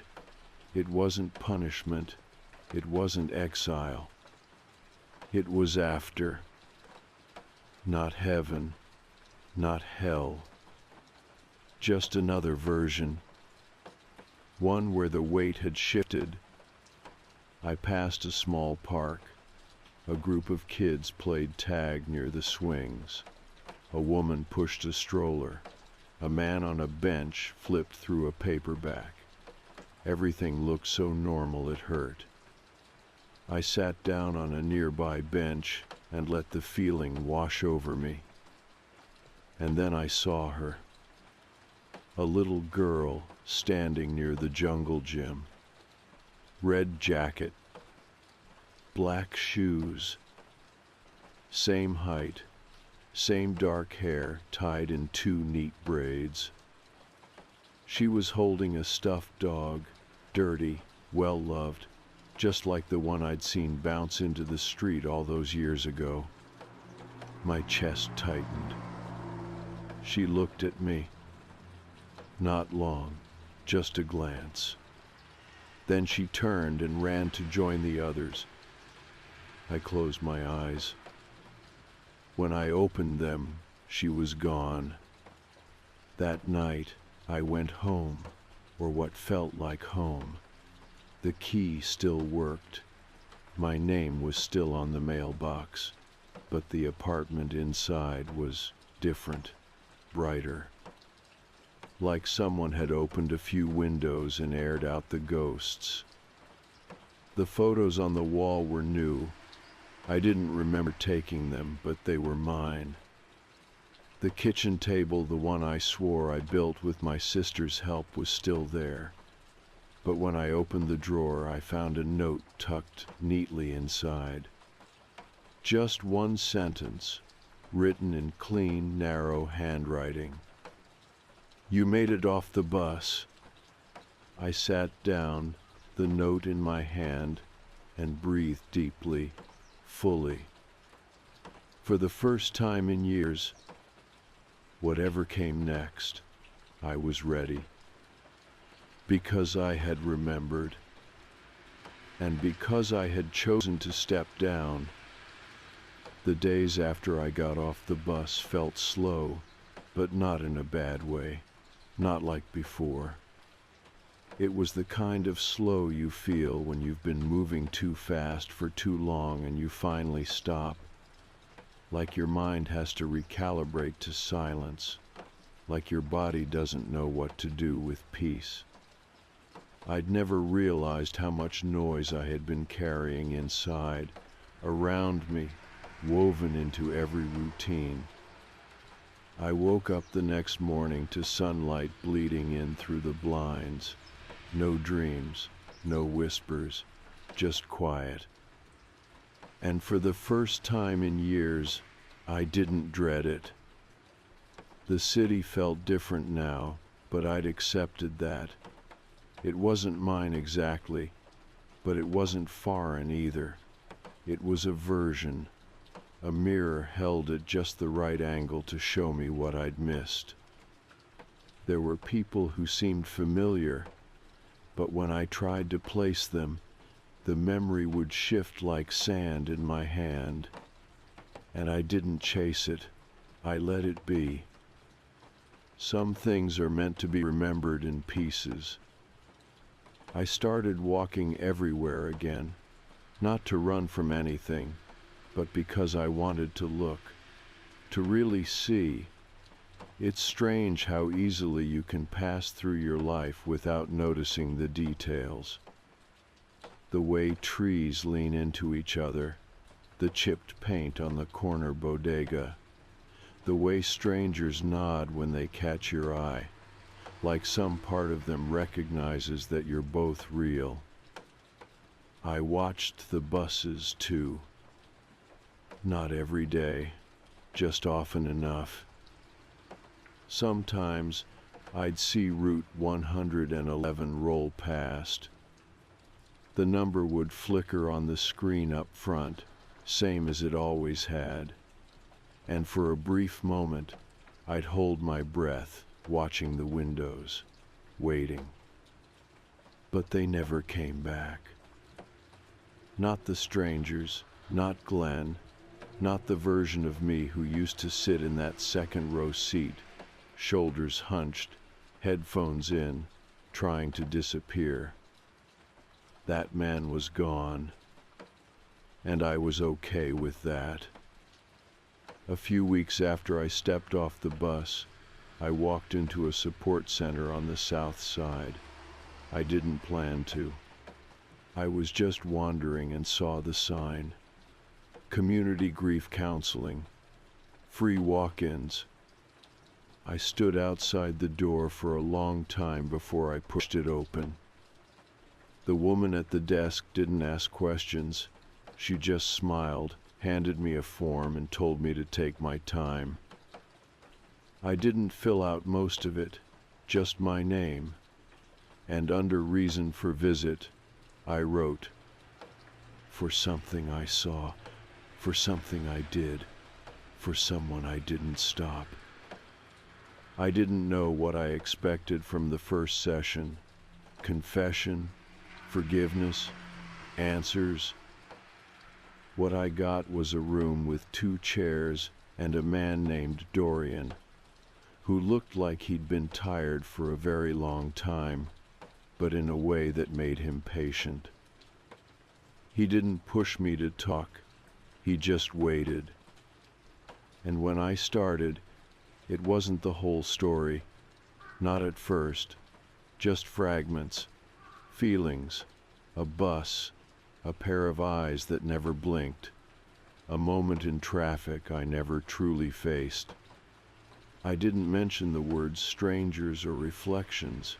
I didn't say anything about Glenn. It would have sounded too strange out loud, too far from what people expect grief or guilt to look like. But Dorian listened anyway. And something about that made space in me. Slowly, session by session, I started filling in the blanks. I talked about the girl, how I didn't stop, how I let myself believe that if no one saw it, it hadn't happened. Dorian didn't call me a monster. He didn't pity me either. He just nodded, sometimes scribbled something on a notepad, but mostly he let me talk. And that helped. It helped more than I ever expected. A month after that, I found myself outside the school near my old apartment, not for any reason. I was walking again, and my feet led me there. It was recess. Kids shouting, laughing, chasing each other around like their joy had nowhere to land. And then I saw her. A little girl in a red coat, sitting alone near the fence, talking to her stuffed dog like it was the only one who listened. I froze. For a second, I thought it was her. But when she looked up, she had blue eyes, not brown, and a gap between her teeth that made her grin crooked and bright. Not the girl from the road. A different girl, but still someone. She waved. I hesitated, then waved back. That night, I wrote her name down, not the girl at the school, the other one, the one I never stopped for. I didn't know it at the time. I never asked, never waited for sirens or names, but somehow, I think I always knew. I wrote it down. I lit a candle, and I said it out loud. It didn't fix anything. It didn't bring her back, but it mattered. Saying it mattered. I think that's what the strangers were waiting for all along. Not fear, not regret, but acknowledgement. Some pain you can't bury, you're not supposed to. You're supposed to carry it, learn how to walk differently with it, how to talk through it, how to stop letting it shape your whole damn life. And eventually, how to set it down. Not forget, but stop pretending it never happened. One night, I stood at my window and looked down at the street, the same way I had so many times before. And there, parked quietly at the curb, was the bus. Route 111. No driver. No passengers. Just waiting. I didn't go down. I didn't need to. Instead, I stood there for a while, one hand on the glass, watching it. And when it finally pulled away, fading into the dark like a memory, I smiled. A real one. Because I'd already stepped off. And I wasn't going back.